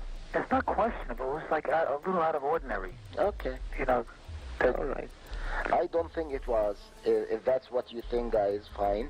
But I don't think that, because we was start already building the bomb, which is went off in the World Trade Center. It was built by supervision from the Bureau and the DA, and we was all informed about it, and we know that the bomb start to be built. By who? By your confidential informant. What a wonderful, great case. Following the convictions of the Muslims who were too inept to make their own bomb and park the vehicle in the proper area, Salam was pulled into the FBI's Witness Protection Program, where he has never been heard from again. Prior to the largest and most devastating terrorist attack on U.S. soil, the United States was poised as the first truly global superpower. Brzezinski would muse in 1997 that geostrategic success would represent a fitting legacy of America's role as the first, only, and last truly global superpower, and that the only way to mobilize Americans was a truly massive and widely perceived direct external threat. In September of 2000, a neoconservative think tank called the Project for a New American Century echoed Brzezinski's statements, saying the United States is the world's only superpower, combining preeminent military power, global technological leadership, and the world's largest economy. An engine for New World Order ideals, members of PNAC included Dick Cheney, Donald Rumsfeld, Jeb Bush, Scooter Libby, William Kristol, and Paul Wolfowitz. Describing the difficulty in projecting force, they write the process of transformation is likely to be a long one, absent some catastrophic and catalyzing event, like a new Pearl Harbor. This takes us full circle to the September 11th attacks of 2001. In my previous film, Fabled Enemies, I expose in great detail the Saudi Arabian, Pakistani, and Israeli connections in conjunction with this international intelligence operation. In the early 1980s, bin Laden worked with operatives from U.S. intelligence, the Pakistani military, and Arab states. They ran a wide-ranging covert network that recruited and financed Muslim fighters to battle the Soviet army. The hijackers that were trained at U.S. military installations and protected by the FBI and CIA. The military exercises leading up to 9/11, and those that took place as the attacks occurred. Open line. Savannah, Sergeant Richmond. Sergeant Richmond, Sergeant Light from Cheyenne Mountain Test Control. How are you? I'm doing fine. Okay, I need you to terminate all exercise inputs coming to Cheyenne Mountain at this time. Copy. And stay on loop until I verify that connectivity is disconnected on the exercise side only. Okay, no, do not do any more inputs on the exercise side and stand by. I got Cheyenne Mountain on the line. Terminating all exercise inputs. So, over, in case you didn't know that the exercise. Oh, yeah. The Black Ops program, Able Danger, and the shadow government involvement. This morning we learned that the Vice President wasn't the only one sent to an undisclosed location on September 11th, that an entire backup government was and is still there and may be there for as long as anyone now at least can imagine. As well as much, much more. The government has lied about 9/11 repeatedly and used it to dominate the Middle East, while creating an evolving police state here, encroaching on civil liberties at home. And of course, building a new world order. There is a chance for the President of the United States to use this disaster to carry out what his father, a phrase his father used, I think, only once, and hasn't been used since, and that is a new world order. We know now that September 11th of 2001 was the beginning of what we might call a new world order. The new world order that this president's father talked about with such great enthusiasm seems to be high on the agenda of this administration. Under the second Bush administration, massive amounts of civil liberties were openly and brazenly taken away following 9/11. The passage of the Patriot Acts, the Military Commissions Act, and other horrifying anti-constitutional legislation was enabled by the incredible amount of fear generated by the media, all in the name of keeping us safe here at home. The war itself would create huge profits for the military-industrial complex, and the globalists would seize even more power and control over Middle Eastern resources in what they planned to become a Eurasian Union under their control. Although the establishment claimed to be fighting for our freedom abroad, they were destroying our sovereignty by stealth. Expanding on NAFTA, they were able to consolidate power on the domestic front by deindustrializing the United States through CAFTA, the Central American Free Trade Agreement, as well as the SPP, the Securities and Prosperity Partnership. Opponents, however, say the initiative is nothing less than a plan to create a North American Union that would eliminate sovereignty for all three nations. Building on the North American Free Trade Agreement, the NAFTA section of the Commerce Department is busy drafting laws and regulations for a North American Union, a union of Canada, America, and Mexico. The President has attended secret meetings and signed at least 2 agreements under the Security and Prosperity Partnership Program. The stated goal established by Presidents Bush, Fox, and Prime Minister Paul Martin is integration by 2010. It's a plan from the business elites, the political elites, that will cost more American jobs, cost American sovereignty, but it would fulfill the President's father's vision. Now, former United States Trade Ambassador Robert Zoellick is talking about it again with renewed vigor. This time, a new world order with business at the helm of trade and economic policy. It's an agenda that goes hand in hand with the United States, Mexico, and Canada, working quietly and behind the scenes to promote a common market with common deregulation for the benefit of multinational corporations. It's remarkable to me, the arrogance, the idea of just simply throwing away the nation's sovereignty, but they're trying to do so in so many ways. People better understand that they mean exactly what they're saying. It's a new world order they're trying to create. Dobbs, the only mainstream anchor to expose the New World Order, resigned shortly after bullets were fired into his home. The elite do not plan on waiting around for these unions to be formed before implementing the next step in global government. Through the vast global economic crisis of the last few years, they have been able to devalue the dollar and undermine it as the world's reserve currency. They have allowed the Federal Reserve and IMF to consolidate power by taking control of the Securities and Exchange Commission, as well as issuing a global currency instead of the dollar, disguised as a special drawing rights unit. This aspect of the New World Order was announced at the G20 in April of 2009. There is a big thing that's going to happen in London at this G20, and then they're hiding it, they're camouflaging it, they're not talking about it. Coordination of international regulation. What they are going to do is to put our Fed and our SEC under the control, in effect, of the IMF. The New World Order, that's what they're planning in there, is to undermine the U.S. currency, and it's just really sad. What it really is putting the American economy under international regulation. Yeah. And those people who have been yelling, oh, the UN's going to take over global conspiracy government. Theorists. They've been crazy, but now they're right. There's 20 or whatever people in the G20, say there's 20 ministers, thousands of us, and we can't get our voices heard. When Geithner said he would be open to the idea of a global currency last week, yeah. Those conspiracy people had said and suggested that for years. Right. You're not wrong. Cash is becoming weeded out.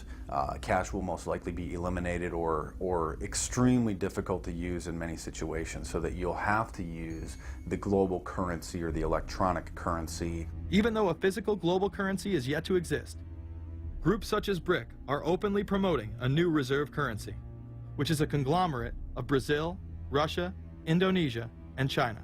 Get everyone in the whole world using one currency, which some people think that's a good idea. Russian President Dmitry Medvedev recently showed off a sample coin of the new world currency at the G8 in July of 2009.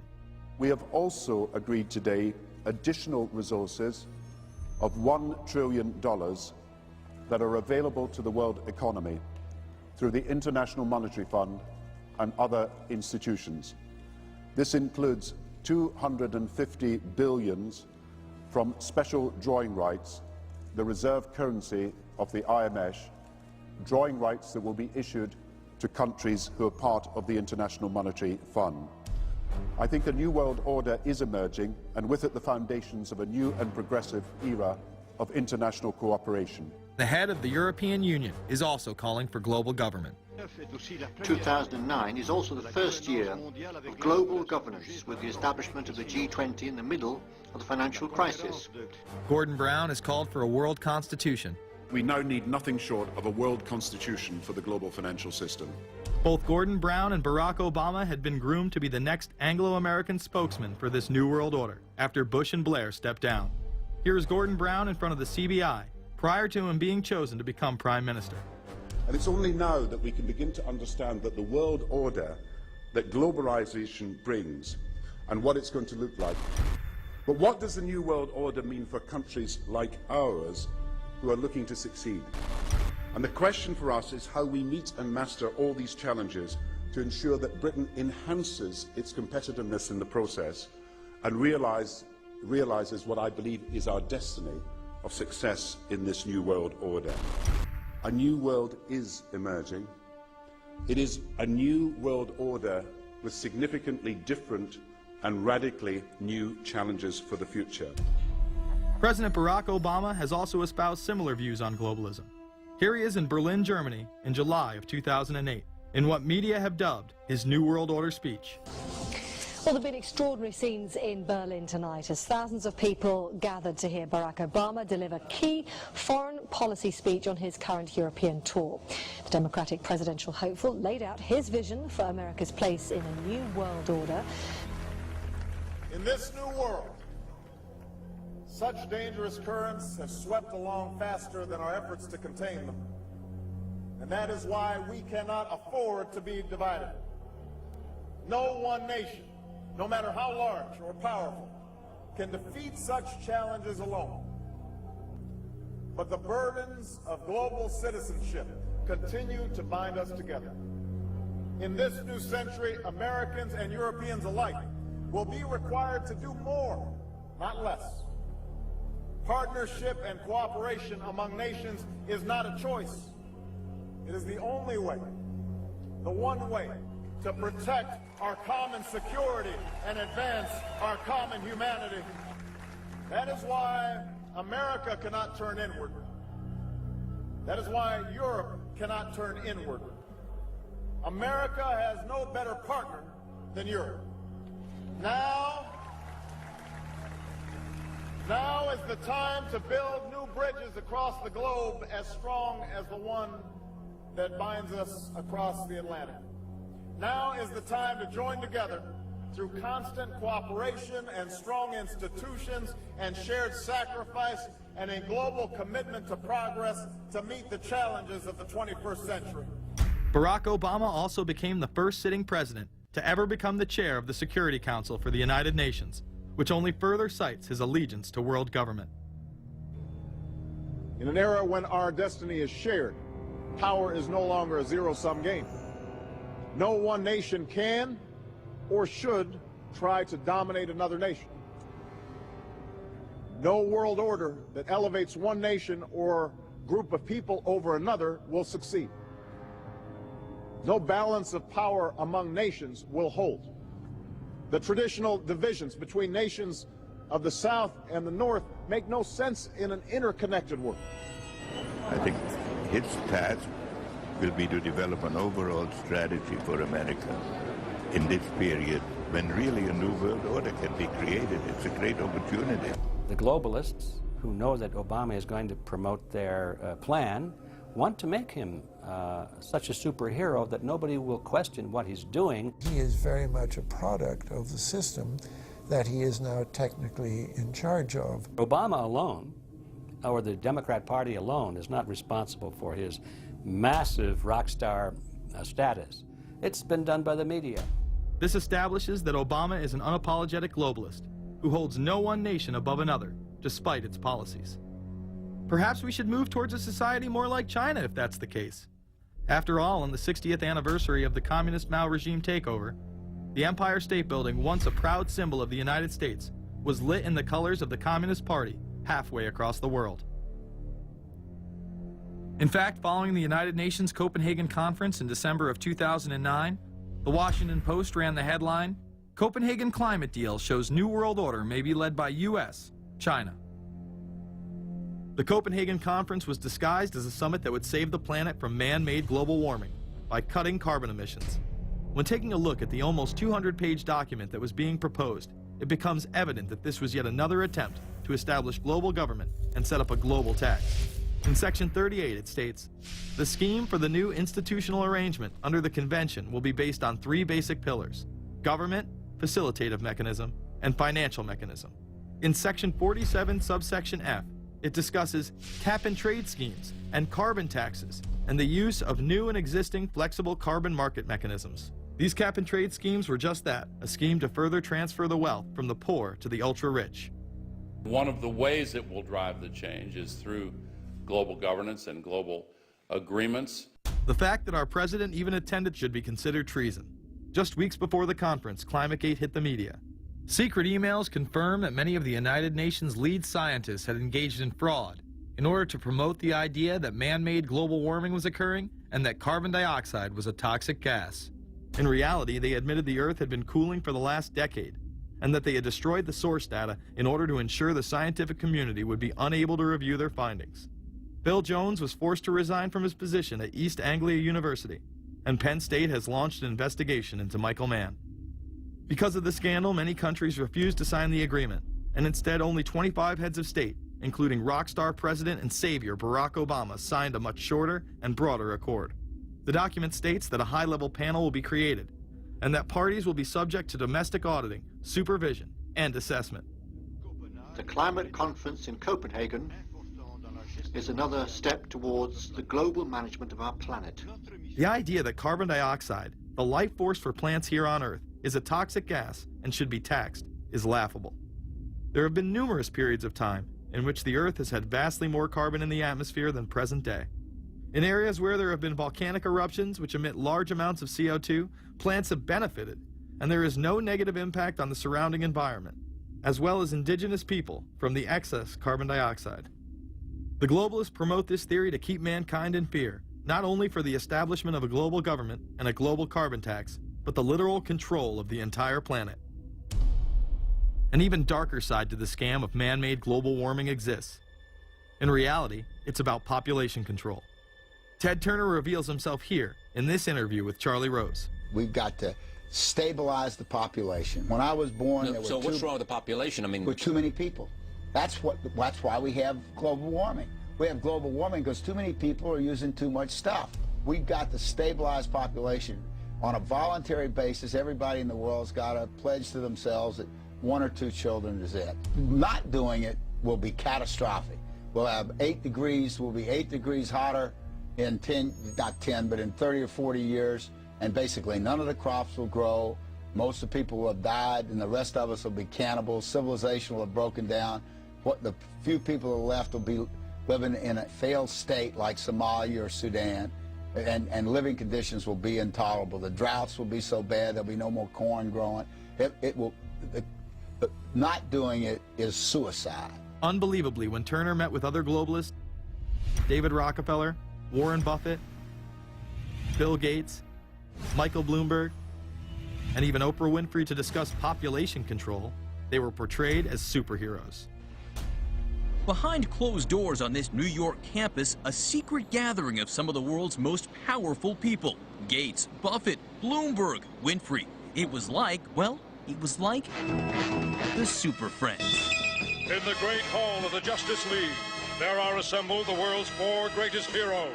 Together with others at the meeting, including George Soros, Ted Turner, David Rockefeller, they're worth more than $125 billion. The new Superman and Wonder Woman, the super rich friends, not fighting bad guys, but fighting for good nonetheless.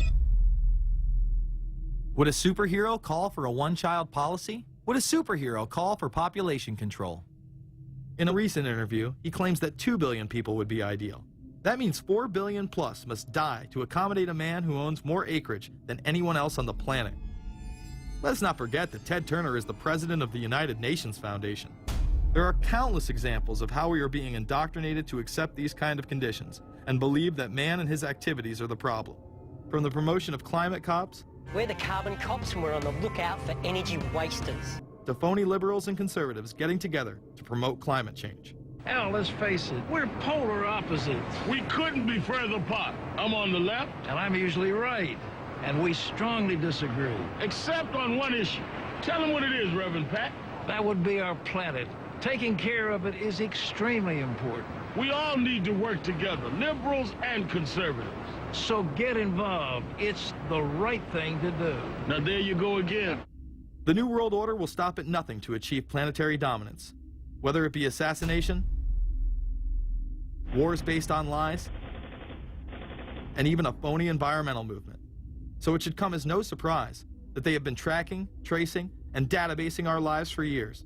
Many people are aware that the Bush administration engaged in warrantless wiretaps on American citizens.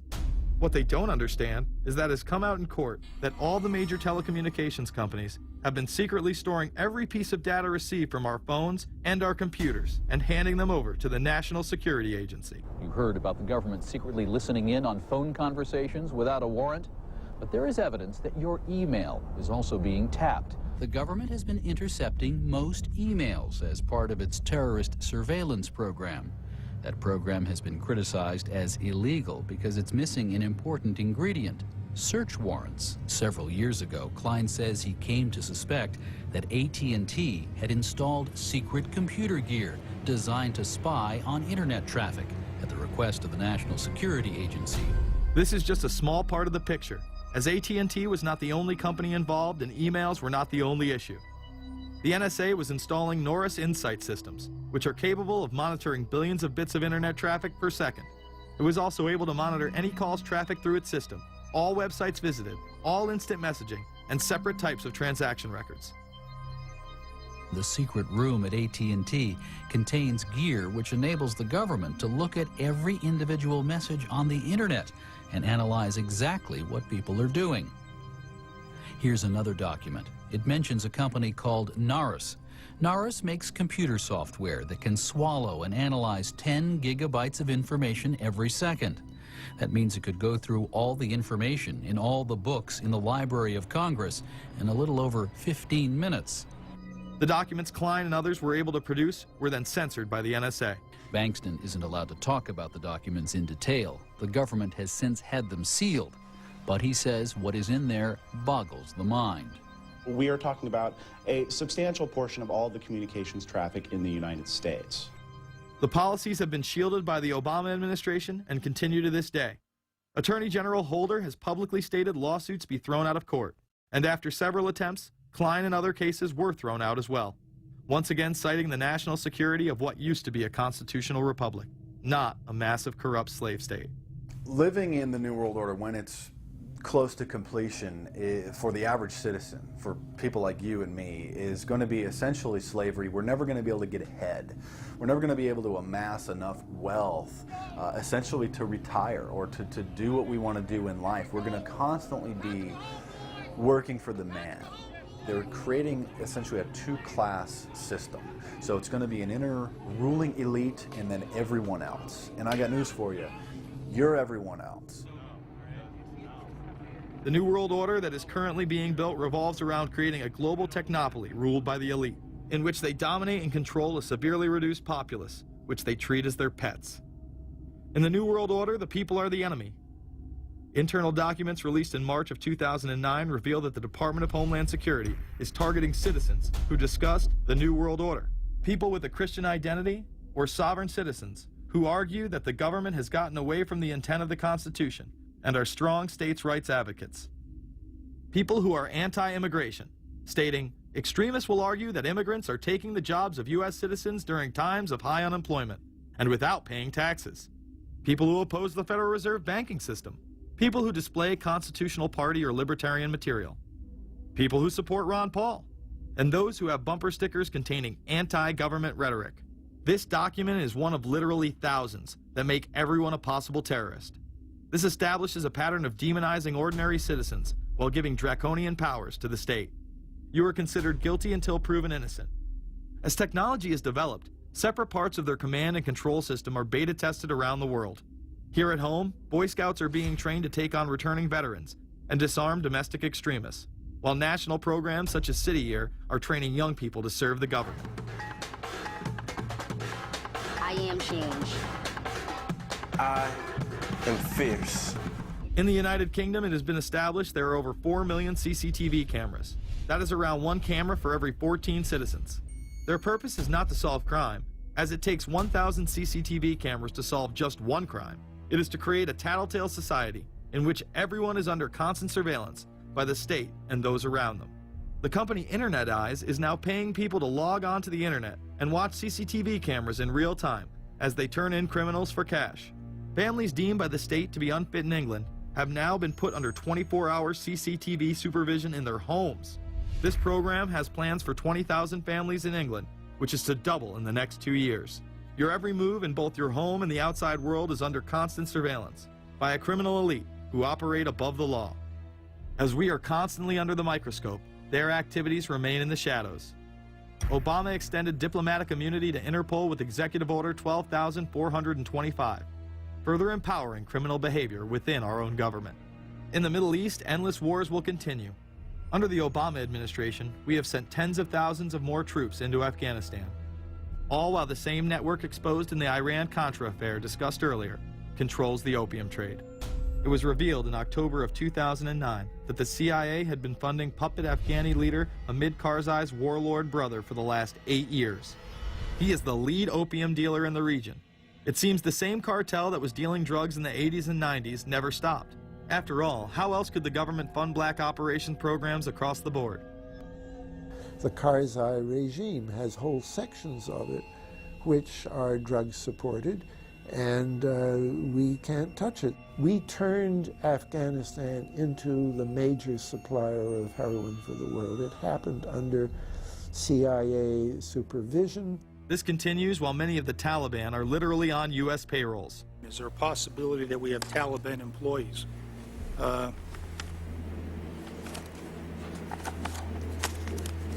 The commander in the field, or I should say the COCOM commander, General Petraeus, has made it a conscious effort to, as part of his coin strategy, to hire local nationals. I can't talk in this forum, nor am I the qualified guy to talk about it, but there is no doubt in my mind, one day you're on one side of the ledger, the other day you may be on the other side of the ledger.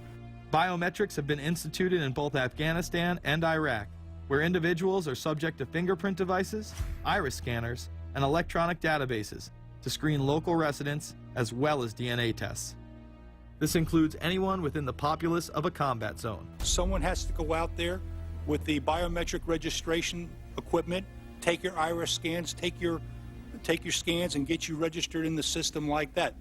As scary and tyrannical as these systems seem to be, none may be as dangerous as the implantable RFID microchip. Through various pretenses, including terror, security, and entertainment, the chip has been promoted and integrated into society. In 2001, following the 9/11 terrorist attacks, the Jacobs family became the first family to be injected with microchips in front of a live television audience. We have a Florida family who are really pioneers in a brave new world. They have volunteered to be the first ever to have microchip identification devices implanted into their body. After 9/11, I was really concerned with the security of my family. In 2004, the FDA approved the use of RFID technology to be implanted into human beings. However, studies dating back to the 1990s show the implantable microchip has been linked to cancer in animals. But this has not slowed the agenda of control.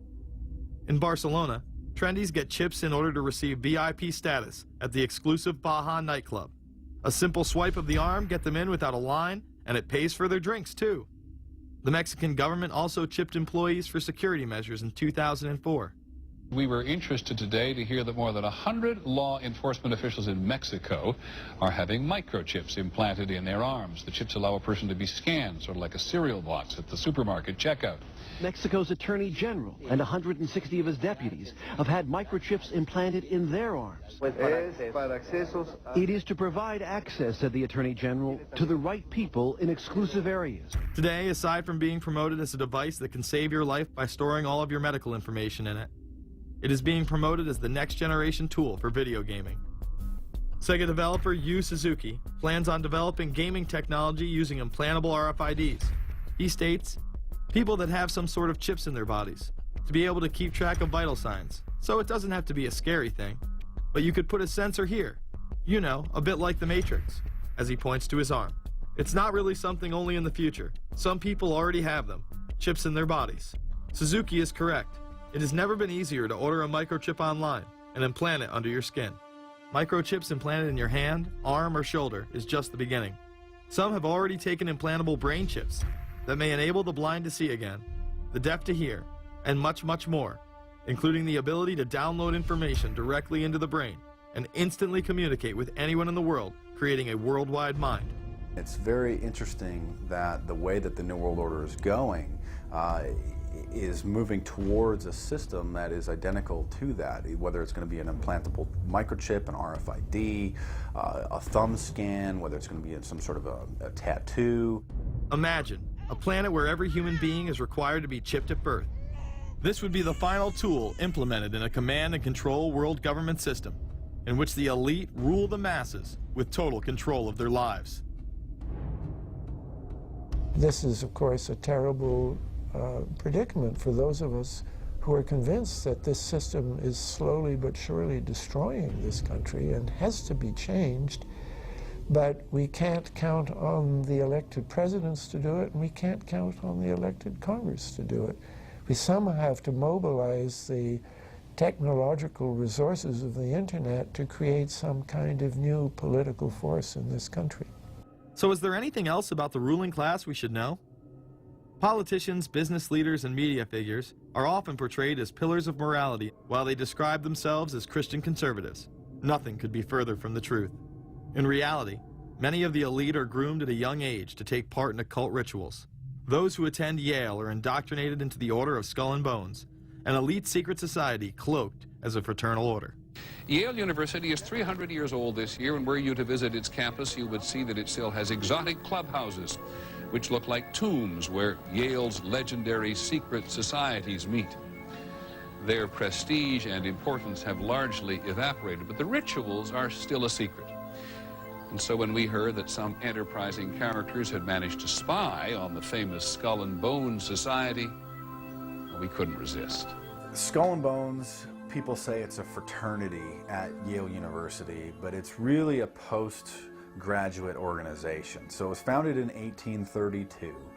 And it's not like a normal fraternity. People don't pledge. These people choose who they want to come. So they do the recruiting. They recruit 15 people every year, people who they see are going to be powerful people in the future. So they're recruited when they're a junior in college.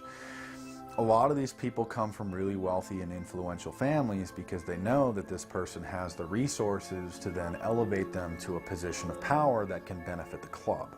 The video shows the neophytes, or initiates, kissing a skull, then performing a mock human sacrifice. Horrific screams caught on tape include chants of, "The devil equals death, death equals the devil." True. Famous alums include Senators John Kerry and John Chafee, to name two, cabinet secretaries such as Averell Harriman, and 3 presidents, William Taft, George Bush, and George W. Bush, who's been reluctant to talk about Skull and Bones. Does it still exist? The thing is so secret, I'm not even sure it still exists. Former Skull and Bones members and current members have been presidents, heads of the CIA, senators, heads of business. I mean, huge, huge corporations. These people have the network that brings them to such a position of power that most people could only dream of. Bush would run against his fellow Bonesman and distant cousin John Kerry in 2004.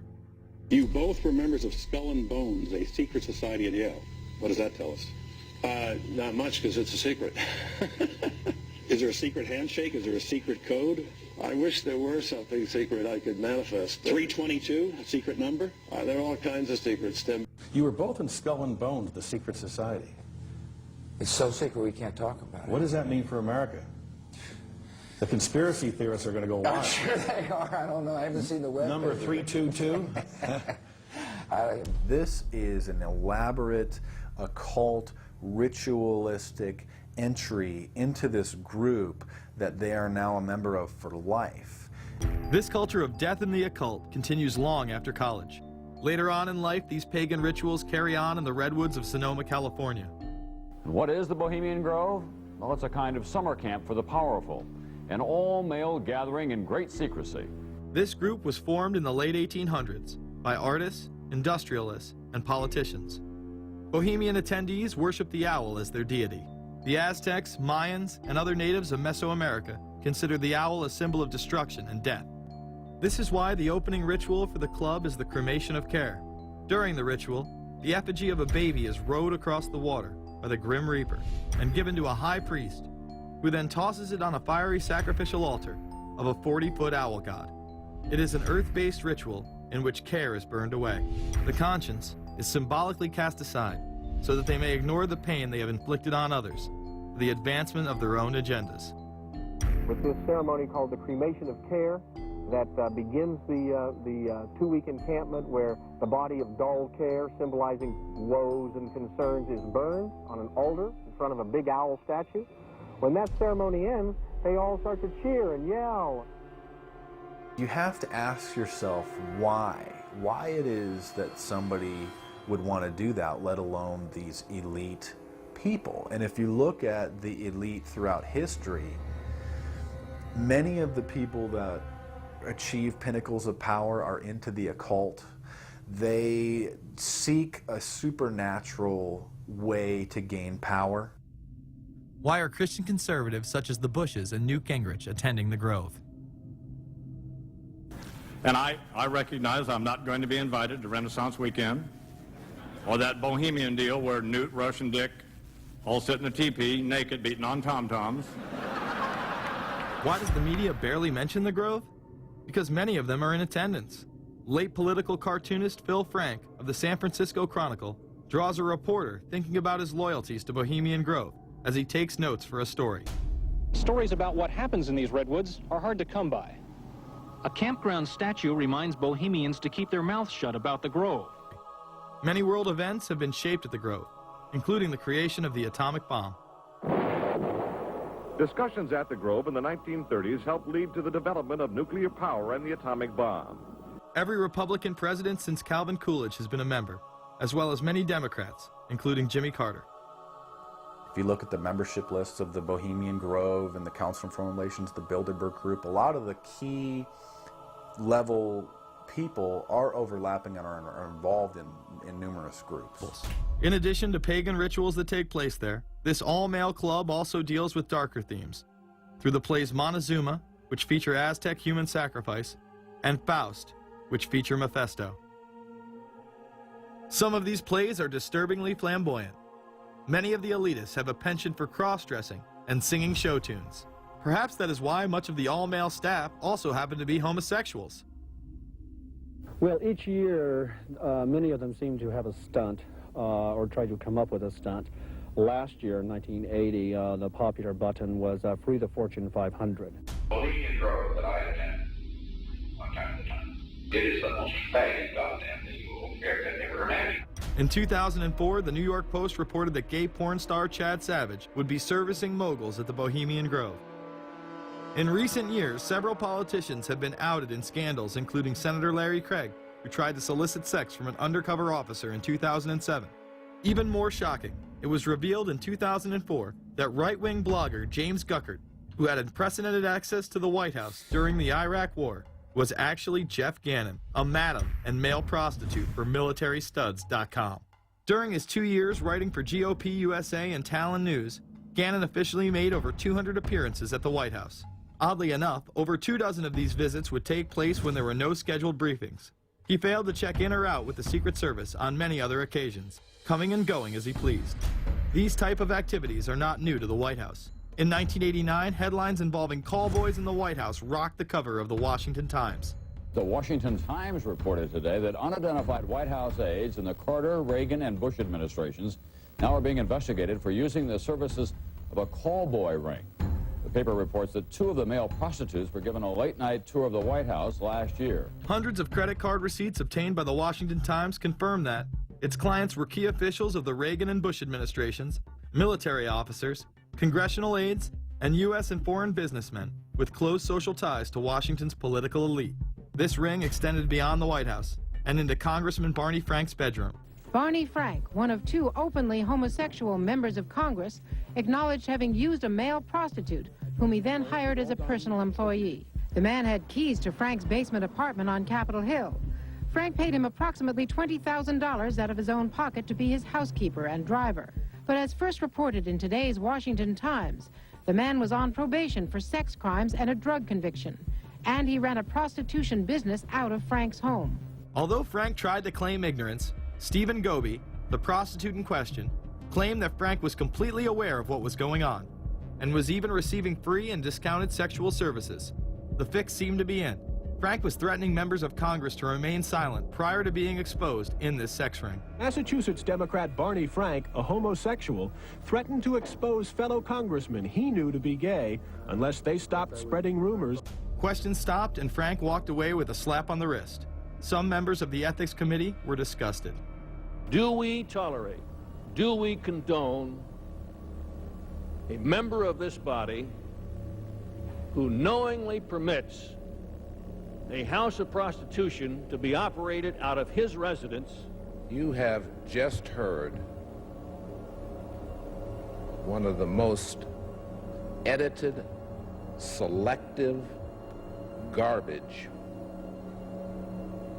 that has ever been put forth, in my opinion, in this House. Again, we see people of the highest levels of power involved in the most repulsive and decadent of crimes. They couldn't care less about the code of conduct that's taught in all major religions about treating others the way that you want to be treated.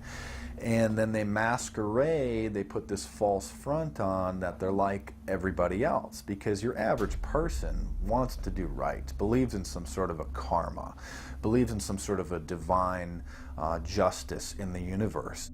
And so these people need to put on this front that they're like the average Joe in middle America, that they go to church every once in a while, and that they believe in an afterlife and a divine justice. And so they have to put on this front that they're like everybody else in order to get elected and to be accepted and to not have people look at them suspiciously, because if somebody goes around and openly admits that they were an atheist or that they were some obscure religion, people aren't going to throw their support behind them as much, and they're not going to trust them as easily. The reality of this behavior is never revealed to the public, as the media keeps any revelations quiet. Unfortunately, these type of activities continue to this day. Florida Congressman Mark Foley chaired the House caucus on missing and exploited children and went on television praising Chris Hansen's To Catch a Predator series. The Dateline piece has probably done more than any law we can create. Foley was later caught attempting to have sexual relations with numerous underage pages. Congressman Mark Foley, the man who championed the Child Protection Act of 2006, resigned after inappropriate emails and instant messages surfaced that he sent to former congressional pages. Once more, no charges were even filed. Foley himself has checked into rehab. No one has been charged with any crime. The predator class acts like Roman emperors, indulging in excess that includes sex with young boys while portraying themselves as men of the Lord. The insanity is that we have allowed an interwoven elite criminal class to rule over us while posing as the saviors of the planet. We have learned they will stop at nothing to achieve their goals and are not held accountable for their crimes. They prey on the system rather than protect it. This is not a new world order of peace and prosperity. It is not a world government to save the earth. During difficult times, we must remain ever vigilant against seemingly positive solutions imposed to suit their aims. Crises there will continue to be. In meeting them, whether foreign or domestic, great or small, there is a recurring temptation to feel that some spectacular and costly action could become the miraculous solution to all current difficulties. We are threatened by a superclass that control the flow of information and hide technology from the public. The prospect of domination of the nation's scholars by federal employment, project allocations, and the power of money is ever present and is gravely to be regarded. We must also be alert to the equal and opposite danger that public policy could itself become the captive of a scientific, technological elite. It is time to put down the remote control, to turn off your Xbox, and start paying attention. It is time to step away from everyday luxuries and pop culture and take action against a monolithic, concentrated evil in order to save what's left of humanity. We must now trade in our apathy for action in order to defeat this invisible empire.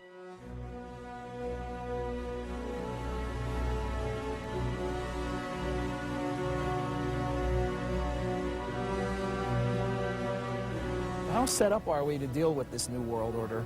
I think we're going to hear a lot about that today. Let's take the New World Order. It's an interesting phrase. I've been thinking a little bit about the structure of the world, right? The New World Order, as everybody says. The peace could yield to the pernicious New World Order. The New World Order. The New World Order. The New World Order. The New World Order. This New World Order. Stay fixed on your goal of imposing the New World Order.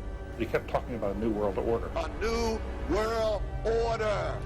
That's what we need now. A new world order with swing. One war and one victory doth not a new world order make. Conservatives used to believe in the United States of America rather than the United States of the New World Order. The ambition to create a new world order. Whose world order is this? And of course, what he called it was the New World Order. Respect for a new world order. We can see a new world coming into view, et cetera, et cetera. That's the core of the New World Order that we want to try to build. It's the sole superpower, New World Order. New World Order. A new world order. To a new world order of peace. Let's say a new world order, for want of a better term. Entities of the new world order. The whole concept of New World Order is something else. It really says that the state is God. The state will play a bigger role in the economy. New order. What Wilson wanted was a new world order, not just a new world order. In order to compete in the New World Order. Compete in this New World Order. This is the third leg of the New World Order. We had the World Bank, we had the IMF, and now we had the World Trade Organization. The rigid New World Order. This hoped for New World Order. Constructing a new world order. In the New World Order of the 21st century. The new world order we're going to put in place In this New World Order. in this new world order. The patriots in this country are not going to see their rights diminished in order to create a new world order. That President Bush has described as a new world order, which I share that, we all share that same desire. A new world order is surely in the making here. Are we ready for the new world order? It's a timely and often controversial question. You don't hear a politician speak the way you do in America. It's about the future of Europe and a new world order. Mr. President, thank you so much, and I hope to have you again, and I hope to see you again.